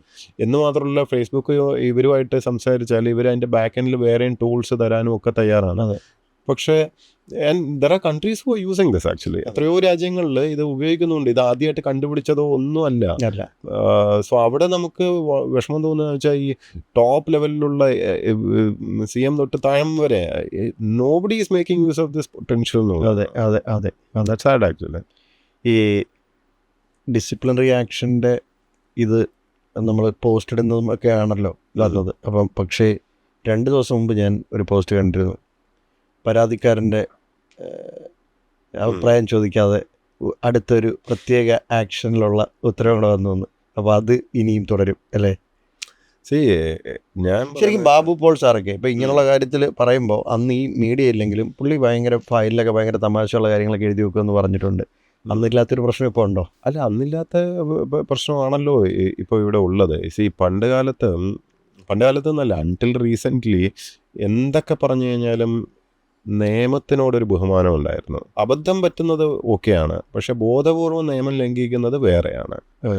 ബോധപൂർവം നിയമം ലംഘിച്ചിട്ട് എന്നാൽ പോയി കേസ് കൊടുത്തോ, ഞാൻ എന്തായാലും നിയമം ലംഘിക്കും എന്ന് പറയുന്ന ആ ഒരു ആറ്റിറ്റ്യൂഡ് സാധാരണഗതിയിൽ ഗവൺമെൻറ്റിൽ അങ്ങനെ ഇല്ലാത്തതാണ്. കാരണം ഉദ്യോഗസ്ഥരായാലും എല്ലാവർക്കും ഒരു ചെറിയ പേടിയുണ്ട്, നമ്മൾ നിയമം തെറ്റിക്കുന്നത് അതും അറിഞ്ഞുകൊണ്ട്. അതിലൊരു ഒരു ഇതുണ്ടായിരുന്നു. ബാബു പോൾ സാറിൻ്റെ പീരീഡിലൊന്നും ഐ ഡോണ്ട് തിങ്ക് ഈവൻ സ്വപ്നത്തെ പോലും ഇത് റൂൾ ഇതാണ് സാറേ എന്ന് പറഞ്ഞു കഴിഞ്ഞാൽ ആരും അത് ലംഘിച്ചുകൊണ്ട് ചെയ്യാൻ ആരും നിൽക്കത്തില്ല. അപ്പോൾ ഇന്ന് റൂൾ ഇങ്ങനെയാണെന്ന് പറഞ്ഞാലും അതൊന്നും സാരമില്ല എന്ന് പറയുന്ന ആൾക്കാർ തീരുമാനമെടുക്കുന്ന അവസ്ഥയിലെത്തിയിരിക്കുന്നു എന്നുള്ളതും അതിനൊരു കോൺസിക്വൻസ് ഇല്ല, ഒരു കുഴപ്പമില്ല എന്നുള്ളൊരു ഭാവം വരികയും ചെയ്തിട്ടുണ്ട്. അപ്പോഴാണ് നമ്മൾ തുറന്നു പറച്ചിൽ വേണ്ടി വരുന്നത്. ഇല്ലെങ്കിൽ നമുക്ക് എന്താ വേറെ പണിയില്ലേ, നമുക്ക് ഇതും പറഞ്ഞ് നടക്കലാണ് പണി. ഇപ്പോൾ ഫയലിനകത്ത് എഴുതേണ്ട കാര്യങ്ങൾ ഞാൻ എഴുതിയിട്ടുണ്ട്. ഇപ്പോൾ കഴിഞ്ഞ എത്രയോ വർഷമായിട്ട്, ഇത്രയും 10-20 വർഷമായി സർവീസിൽ, ഫയലിനകത്ത് എഴുതേണ്ട കാര്യങ്ങൾ എഴുതിയിട്ടുണ്ട്. ഇഷ്ടപ്പെട്ടാലും ഇല്ലെങ്കിലും എൻ്റെ ജോലി, എനിക്ക് ശമ്പളം തരുന്നത് ഫയലിൽ എൻ്റെ അഭിപ്രായം എഴുതാൻ വേണ്ടിയാണ്, വല്ലവൻ്റെ അഭിപ്രായം എഴുതാനല്ല. അപ്പം എൻ്റെ ബോധ്യത്തിലുള്ള അതിൻ്റെ നിയമവും മറ്റും പരിശോധിച്ചതിന് ശേഷം എന്താണ് ഏറ്റവും ജനങ്ങൾക്ക് ഉപകാരപ്രദമായിട്ടുള്ളത്, നിയമപ്രകാരം ഏതാണ് ശരി, അത് നോക്കിയിട്ടാണ് ഞാൻ എൻ്റെ അഭിപ്രായം എഴുതാറ്. അത് വേണമെങ്കിൽ എടുക്കാതിരിക്കാം, മേലെയുള്ളവർക്ക്. താഴെയുള്ളവനെ എടുത്തേ പറ്റൂ. അപ്പോൾ മേളിലുള്ള ആളാണെങ്കിൽ ഹി ക്യാൻ ഓവർ റൂൾ. അപ്പോൾ ഇതാണ് സ്ട്രക്ചർ, നമ്മൾ ഗവൺമെൻറ്സിൻ്റെ സ്ട്രക്ചർ ഇതാണ്. അല്ലെങ്കിൽ താഴെ നിന്ന് ഒരാൾ, അല്ലെങ്കിൽ എനിക്ക് എന്നെ ബോധിപ്പിക്കണം, അതായത് ഇത് നിയമപ്രകാരം ഞാൻ പറയുന്നതല്ല ശരി, വേറെയാണെന്ന് he should be able to tell. എന്നാലും നമ്മൾ തന്നെ തിരുത്തണമല്ലോ. അങ്ങനെയാണെങ്കിൽ ഞാൻ തിരുത്തും. അങ്ങനെയാണ്. കാരണം നമ്മുടെ പർപ്പസ് എന്താണ്, നിയമപ്രകാരം കറക്റ്റായിട്ടുള്ളത് ചെയ്യാന്നുള്ളതും ജനോപകാരപ്രദമായിട്ടുള്ളത് ചെയ്യാന്നുള്ളത്, അതാണ് എൻ്റെ ജോലി. അപ്പോൾ ഈ ഫയലിൽ അഭിപ്രായം പോലും എഴുതാൻ പാടില്ല എന്നുള്ളൊരവസ്ഥ ഈ അടുത്ത കാലത്താണ് വന്നത്. ഇതൊന്നും കേരള ചരിത്രത്തിൽ ഇതുവരെ ഇങ്ങനെയൊന്നും അഡ്മിനിസ്ട്രേറ്റീവ് സിസ്റ്റം അതപ്പതിച്ചിട്ടില്ലായിരുന്നു. This was actually shocking. എന്താ അത്, ഞാൻ മാത്രമല്ല എത്രയോ ഉദ്യോഗസ്ഥർക്ക് ഇത് വന്നു. അവരെല്ലാം നിർബന്ധിച്ച് നിയമവിരുദ്ധമായിട്ടുള്ള അഭിപ്രായങ്ങൾ എഴുതിപ്പിക്കാൻ ശ്രമം നടന്നത് ഈ കളക്ടർമാരെ നിർബന്ധിച്ച കഥകളുണ്ട്. പ്രത്യേകിച്ച് ലാൻഡ് അക്വിസിഷനുമായിട്ട് ബന്ധപ്പെട്ടുള്ള കേസുകളിൽ പല രീതിയിലുള്ള പ്രൊക്യൂർമെൻറ്റ് സംബന്ധിച്ചിട്ടുള്ള കേസുകളുണ്ട്. ഈ മെഡിക്കൽ പ്രൊക്യൂർമെൻറ്റ് റിലേറ്റഡ് ആയിട്ടുള്ള കാര്യങ്ങൾ.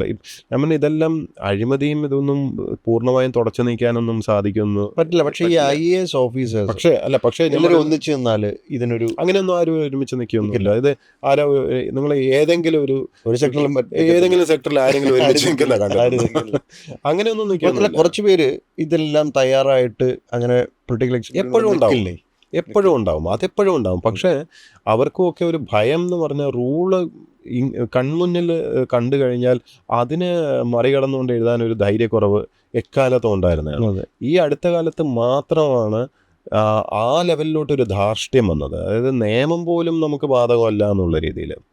അത് ഒരു തരം ഗുണ്ടായിസമാണ്. അതായത് തെരുവിലുള്ള ഒരു രീതിയാണ്. അതായത് ഇങ്ങനെയൊക്കെ ആയിരിക്കും, പക്ഷേ ഞാൻ അടിക്കും, ഞാൻ കൊല്ലും, കാരണം എനിക്ക് ശക്തിയുണ്ട്, എനിക്ക് കൊല്ലാനുള്ള ശേഷിയുണ്ട്, ഞാൻ കൊല്ലും. അങ്ങനെ പറഞ്ഞാൽ എങ്ങനെ? കൊല്ലുന്നത് നിയമവിരുദ്ധമാണെന്ന് പറയുമ്പോൾ അത് പോയി പറഞ്ഞാൽ ഞാൻ കൊല്ലും. What can you do?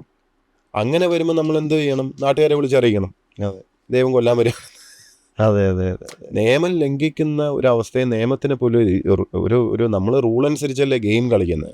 Game കളിക്കുമ്പം ആ റൂൾ അനുസരിച്ച് കളിക്കുന്നില്ലെങ്കിൽ നമ്മൾ ഒരു കമ്പനിയാണ് നടത്തുന്നതെന്ന് വിചാരിക്കുക. നമ്മളൊരു കമ്പനി നടത്തുകയാണെങ്കിൽ അതിൽ നമ്മൾ ജനാധിപത്യത്തെ ഒരു കമ്പനിയായിട്ട് കമ്പയർ ചെയ്യുകയാണെങ്കിൽ ഈ ക്യാബിനറ്റ് എന്ന് പറയുന്നത് ഒരു ബോർഡ് ഓഫ് ഡയറക്ടേഴ്സ് പോലെയാണ്. ക്യാബിനറ്റ് ഒരു ബോർഡ് ഓഫ് ഡയറക്ടേഴ്സും ഈ ജനങ്ങൾ, സാധാരണ ജനങ്ങൾ ജനറൽ ബോഡിയാണ് അല്ലേ, ഷെയർ ഹോൾഡേഴ്സാണ്. അവരാണ് ഷെയർ ഹോൾഡേഴ്സ്. ഞങ്ങൾ ഉദ്യോഗസ്ഥരെന്നൊക്കെ പറഞ്ഞാൽ കമ്പനിയുടെ ജീവനക്കാർ മാത്രമാണ്. അതെ, ഞങ്ങൾ ജീവനക്കാരാണ്, കമ്പനി റിക്രൂട്ട് ചെയ്ത ജീവനക്കാരാണ്, ഞങ്ങൾക്ക് വേറെ പ്രത്യേകിച്ച് ഒന്നുമില്ല. പക്ഷേ ഈ കമ്പനിയുടെ അകത്ത് ഈ ഡയറക്ടർ ബോർഡ് അംഗങ്ങളും അല്ലെങ്കിൽ മറ്റ് ഉദ്യോഗസ്ഥരും ചേർന്നിട്ട് ഇൻസൈഡർ ട്രേഡിങ്ങോ വേറെ നിയമവിരുദ്ധമായിട്ടുള്ള കാര്യങ്ങളോ ഷെയർ ഹോൾഡേഴ്സിന് നഷ്ടമുണ്ടാകുന്ന എന്തെങ്കിലും കാര്യം നടക്കുകയാണെങ്കിൽ ഒരു വിസിൽ ബ്ലോവർ എന്നുള്ള നിലയ്ക്ക് ഷെയർ ഹോൾഡേഴ്സിനെ അറിയിക്കുക എന്നുള്ളത് ഉത്തരവാദിത്തമല്ലേ? അതേ ഞാനിവിടെ ചെയ്തിട്ടുള്ളൂ. കാരണം ജനങ്ങൾ അറിയണം. അറിയാതെ പോയാൽ അതൊരു വലിയ അപരാധമായിരിക്കും. കാരണം ഞാൻ എൻ്റെ സർവീസ് ജീവിതത്തിൻ്റെ സൗകര്യങ്ങൾ മാത്രം വിചാരിച്ചിട്ട് എനിക്ക് മിണ്ടാതിരിക്കാൻ എനിക്ക് അറിയാഞ്ഞിട്ടൊന്നുമല്ല. ഇത് മിണ്ടുന്നതിൻ്റെ കോൺസിക്വൻസ് എന്താണെന്നും എനിക്ക് നല്ല ബോധ്യമുണ്ട്. അറിഞ്ഞുകൊണ്ട് തന്നെയാണ് മിണ്ടുന്നത്. അത് ടെക്നിക്കലി അതിനകത്ത് റൂൾ വയലേഷനും മറ്റേതൊക്കെ പറഞ്ഞുകൊണ്ട് തന്നെ ഉപദ്രവിക്കാൻ വേണ്ടി എന്തൊക്കെ ചെയ്യുക അതൊക്കെ ചെയ്യുമെന്നും അറിഞ്ഞുകൊണ്ട് തന്നെയാണ്. പക്ഷെ ഞാൻ അത് പറയാന്നുള്ളത് എൻ്റെ ധർമ്മമാണ്. ഓരോ സമയത്തും ഓരോ ധർമ്മം ഉണ്ടെന്ന് പറയുന്ന മാതിരി എനിക്ക് പൂർണ്ണമായിട്ടും ബോധ്യമുള്ളത് കൊണ്ട് മാത്രമാണത് തുറന്ന് പറഞ്ഞത്. അതിൻ്റെതായിട്ടുള്ള കോൺസിക്വൻസ് എന്താണെന്ന് വെച്ചാൽ ഹാൻഡിൽ ഇറ്റ് ഓൾസോ. കുറച്ച് പേരെങ്കിലും അങ്ങനെ ഉണ്ടാകുന്നത് പുതിയ വരുന്ന ആസ്പിരൻസിനും അല്ലെങ്കിൽ സിവിൽ സർവീസിൽ വരുന്നവർക്കും എല്ലാവർക്കും ഒരു മോട്ടിവേഷൻ ആകും എന്ന് തന്നെ നമുക്ക് വിചാരിക്കാം. ഇത്രയും നേരം ഞാനുമായി സംസാരിച്ചത് വളരെ നന്ദി. Thank you. നമ്മൾ ശരിക്കും ഇന്ന് ശ്രീ പ്രശാന്ത് IASുമായി സംസാരിച്ചത് ശരിക്കും ഒരു പ്രത്യേക സെഗ്മെൻ്റ് എന്ന് ഞാൻ പറയുന്നില്ല, കേരളത്തിലുള്ള എല്ലാവർക്കും ഗുണകരമാകുന്ന ഒരു എപ്പിസോഡായിട്ടാണ് വന്നിരിക്കുന്നത്. From civil service aspirants, youth, നമ്മളിപ്പം ഒരുപാട് ഏരിയകൾ പ്രത്യേകിച്ച് കേരള എക്കോണമി തുടങ്ങി ഗവേണൻസ്, അദ്ദേഹത്തിൻ്റെ 20 വർഷം നീണ്ടു നിൽക്കുന്ന അഭിപ്രായങ്ങൾ, ഭാവി കേരളത്തിന് വേണ്ടി നമ്മുടെ ഇക്കോണമി ഡെവലപ്പ് ചെയ്യാനും തൊഴിലവസരങ്ങൾ വർദ്ധിപ്പിക്കാനും എല്ലാം കേരളത്തിന് വേണ്ടി എന്തൊക്കെ ചെയ്യാം തുടങ്ങിയ വളരെ യൂസ്ഫുൾ ആയിട്ടുള്ള ഒരു ടോപ്പിക്കാണ് നമ്മൾ സംസാരിച്ചു പോയത്. അപ്പോൾ എല്ലാവരും കാണുക, ഷെയർ ചെയ്യുക. Thank you.